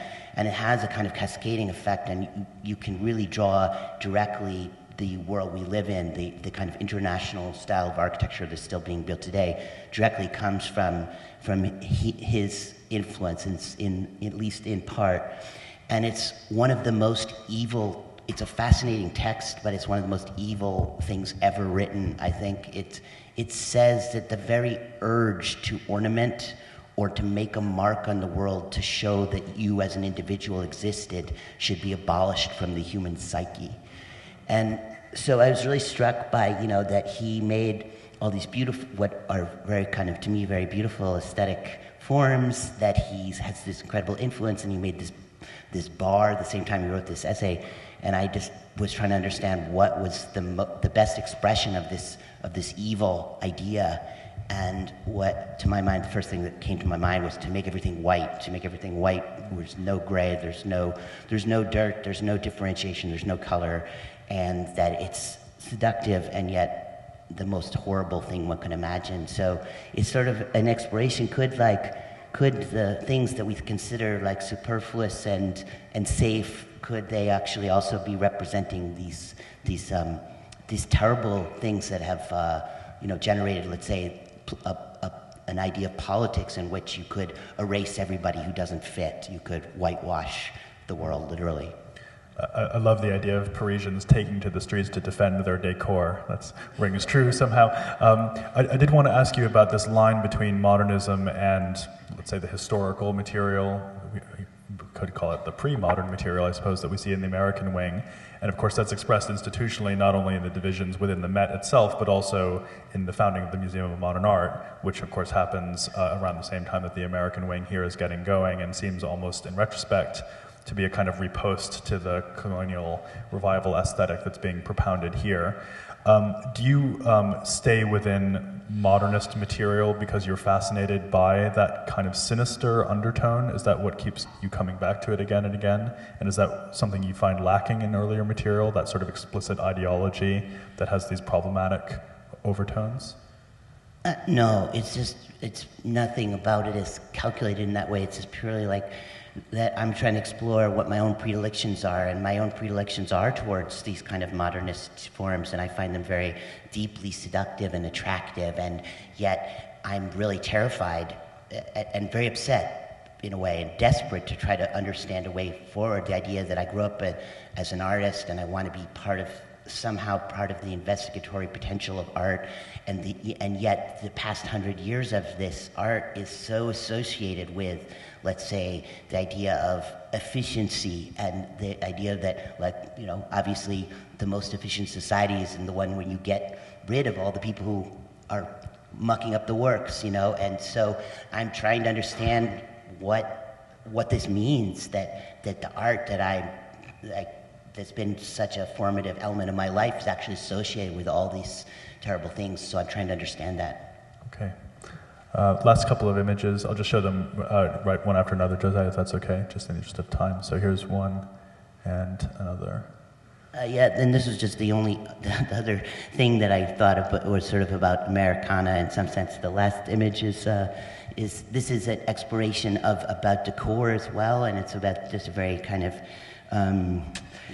down-to-earth exploration of decor and abstraction. It's based on Blinky Palermo, and it's a set of performative works that he did in 1970 and 71, in which he would go into a space and respond to the space and turn the decor itself into an abstraction. So this is a piece in which there's just a blue line drawn one hand breadth from this molding, and this becomes an abstraction. And then this is the other American thing that I've worked with, which is these R.M. Schindler furniture from the 20s and from LA. And the idea was that, unlike a period room, this was a museum-wide experiment at Bard College last year, in which the idea was, would actually the experience of being in a domestic setting, literally, would it change your view of art? Not would it change your view of domesticity, but would it change your view of art? So if you could lie down and sit on a couch or relax in that way, would that change how you saw art outside of, could you experience that in public? Your mention of period rooms is very interesting because, of course, you work a lot in, well, again, what you could call reenactment or a kind of ventriloquism, and of course the period room is a kind of ventriloquism in itself. Do you feel like historical reconstruction in a museum has a place that it does correspond to your work in some way? Do you think of yourself as being in dialogue with a kind of three-dimensional spatial reenactment as you might find in the American wing? No, I mean, in the sense that I think that the period rooms I find very alienating because you can't sit down in them. And I was looking at the Frank Lloyd Wright room, which I love in many ways, but in another sense I was thinking, in some sense it's nice to look at a picture of it because you can't go in it. And so I mean, all the works that I try to do are something that have, where their physicality and your ability to approach it is hopefully part of it. Right. So ironically, a period room often becomes an image rather than actuality, and you're trying to reverse that process in some way. Okay. Thank you very much, Josiah.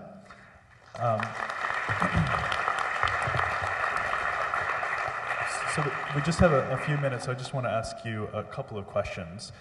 One is inspired by something Kara Walker said during the last panel, and she mentioned that the only thing that she found that was honest in the American wing were the paintings of Winslow Homer, which is a very interesting observation, because it then makes you think that this is a whole installation about various forms of dishonesty. But it made me think that one thing that people often prize in material culture is that it does speak honestly to, let's say, the life of the people, whoever they may be, and whether that's the power and status of a Philadelphia, wealthy Philadelphia family, or whether it's the more rustic lives of somebody from Pennsylvania German country. It speaks to the truth of that experience. And I wonder, when you look at historical decorative arts, do you see them as honest in some way? And is that something that's important to you? Or do you feel that that they are simply one other kind of fiction that you might appropriate? I think I see them mostly as props. It's not that the thing in itself would be more honest than another thing. It's that in that moment of encounter, you can project various narratives, and those could be completely conservative or completely radical. So for me, I'm much more interested in that kind of interaction with the object, or the potential interaction. I mean, it's one of the things that I think makes period rooms so intriguing and fills me with desire, rather than that maybe I don't know, maybe that's another kind of like queer impulse, that instead of feeling alienated, I'm just dying to get in there. I also kind of feel like I've grown up coming to the Met, and I actually grew up in D.C., so I went to the Smithsonian every Sunday, essentially, because we went to a church there. So I feel like I've grown up in looking at period rooms in museums, and I come from a long line of women who have invested in this idea of the colonial revival. My mother and my grandmother, my great-grandmother all had colonial-style homes. And for generations, the women in my family have gone to Colonial Williamsburg. And so whereas my grandmother had a certain kind of 1950s version of colonial, my mother had, another like 1970s version, and then an 80s version, and essentially a Martha Stewart version after that. So those spaces, I think, for me, there's something about probably a desire, some kind of deep desire to be able to inhabit those spaces, and at the same time it is completely fraught for the same reasons you were talking about. Like, what does that mean that I would identify with these spaces or identify with these objects? So it's a completely kind of complicated relationship. As I mentioned earlier, when I was looking at I guess most specifically the furniture, both in this collection and other collections, because I generally only have eyes for American furniture for whatever reason. But I think that what I was saying that I learned I mentioned scale, that I became really fascinated at the scale issue, and also a little bit at the, like what motifs and what, back to the like, it can't be invisible, so you have to make it look like something. So what kinds of motifs and what kinds of decorations they chose to include or exclude. And the thing, I guess, in terms of your question about, the honesty of these objects, is that I think that the pieces that have sort of been vetted through time and curators and people as a really remarkable example of these pieces, I think they, at some level, are the vetting process, to my way of thinking, is one of honesty, and that these are the most reflective of the time and the kind of quest and the kind of seeking through the form. And I mean, and just real quickly, the way in terms of scale and form, I mean, I think we as beings, as creatures, are incredibly scale sensitive, and that, what makes another person attractive or unattractive to us is like an 1/8 of an inch here and just a tiny bit there, and it makes all the difference in the world. So I think it's not accidental that the size of a leg or the member or the detail are the size they are, and I think they are that way because they felt right, that they were the most attractive way for that thing to be, and what was attractive was something that was being seen within the context, the milieu of the time that they were being fabricated. So I think they're incredibly honest. Josiah, maybe I could ask you another question, which is about making and what comes with the object that you're choosing to quote or reference or appropriate. And of course, you're a very skilled glass blower, and I know, Roy, that you're a skilled furniture maker, and Allison, you have various craft skills as well. So you're all people with hands as well as heads that are fully engaged in your work. And I suppose one thing that's very different from the way that you all work to Duchamp is that Duchamp would simply select, but you actually remake. And I wonder what your thoughts are about the importance of that process, the actual fact of your skill, and the difficulty level or restrictions and possibilities that are imposed by the physical qualities of the objects that you're creating and working with.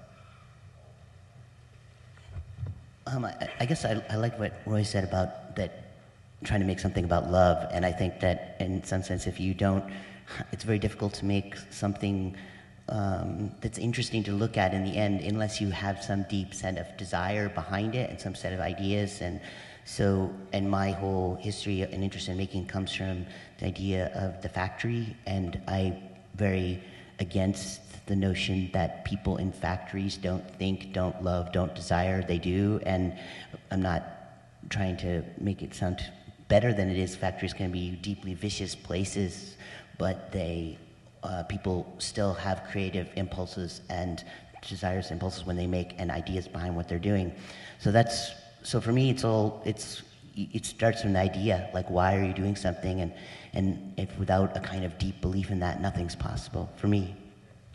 Okay, time is short, so I'll just ask one last question, if that's okay, and I'd love to hear each of you speak to this. And it's just the question of Americanness. I was struck by the answers that the last panel gave to that question. Do you feel American? Are you treated as American when you go abroad? So perhaps it would be a fitting way to end the conversation today to ask each of you in what way, if at all, you consider yourself to be American, given that now we're in the 21st century and in such a different place, both as a country and also in such a different global situation than the world that's represented to us in the American wing. Do you feel continuity with that material? Do you have patriotic or nationalistic feelings in regard to it? And fundamentally, do you feel like you're an American artist? So Allison, do you want to speak to that first? It's a trick question. Must be. Well, I think as far as my own practice, I'm very interested in the notion of Americanness, and but it's through this idea of the performativity of identity.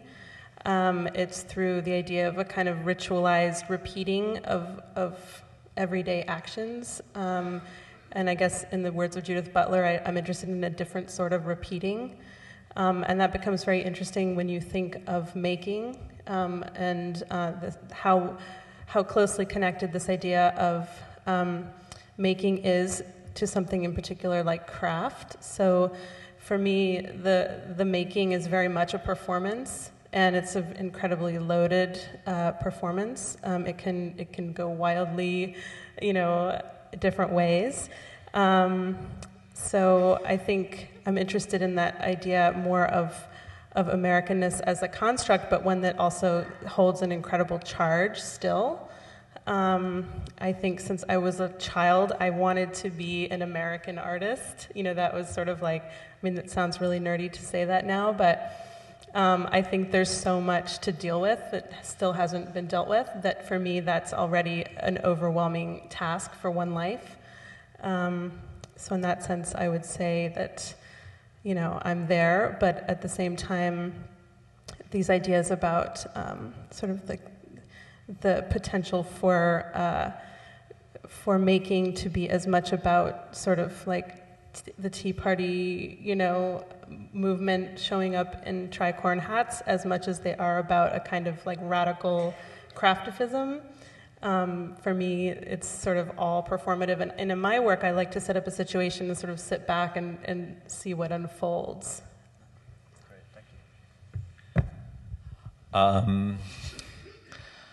I love road trips, and I particularly love American road trips. And I think the one way, something I think I love about them particularly is a certain longing that occurs that you're, in the middle of America and these funny small towns and places that both feels incredibly familiar when you're at a little cafe or in some place, but yet at the same time, it's you feel like a stranger there, so you're both feel like it's your world, but yet you don't belong, and you can't really live in that funny cafe in the middle of Utah or something. So does that answer your question? It certainly paints a picture. Okay, Josiah, you have an answer about being American. I found it just very compelling what Adam said this morning about the idea of the most prosaic thing and the most transcendent thing, and to me that does seem like what it feels like to be an American, to go back and forth between those things. Okay, so we're ending where we began in some sense, but I think you've all seen a lot of really compelling images and heard a lot of compelling ideas from all of our speakers today. So I'll ask you to join me in thanking all of them. Thank you very much.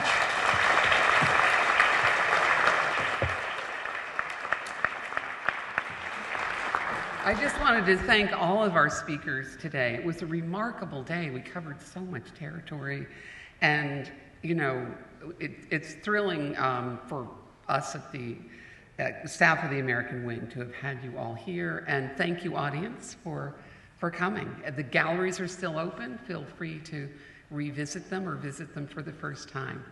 Thanks.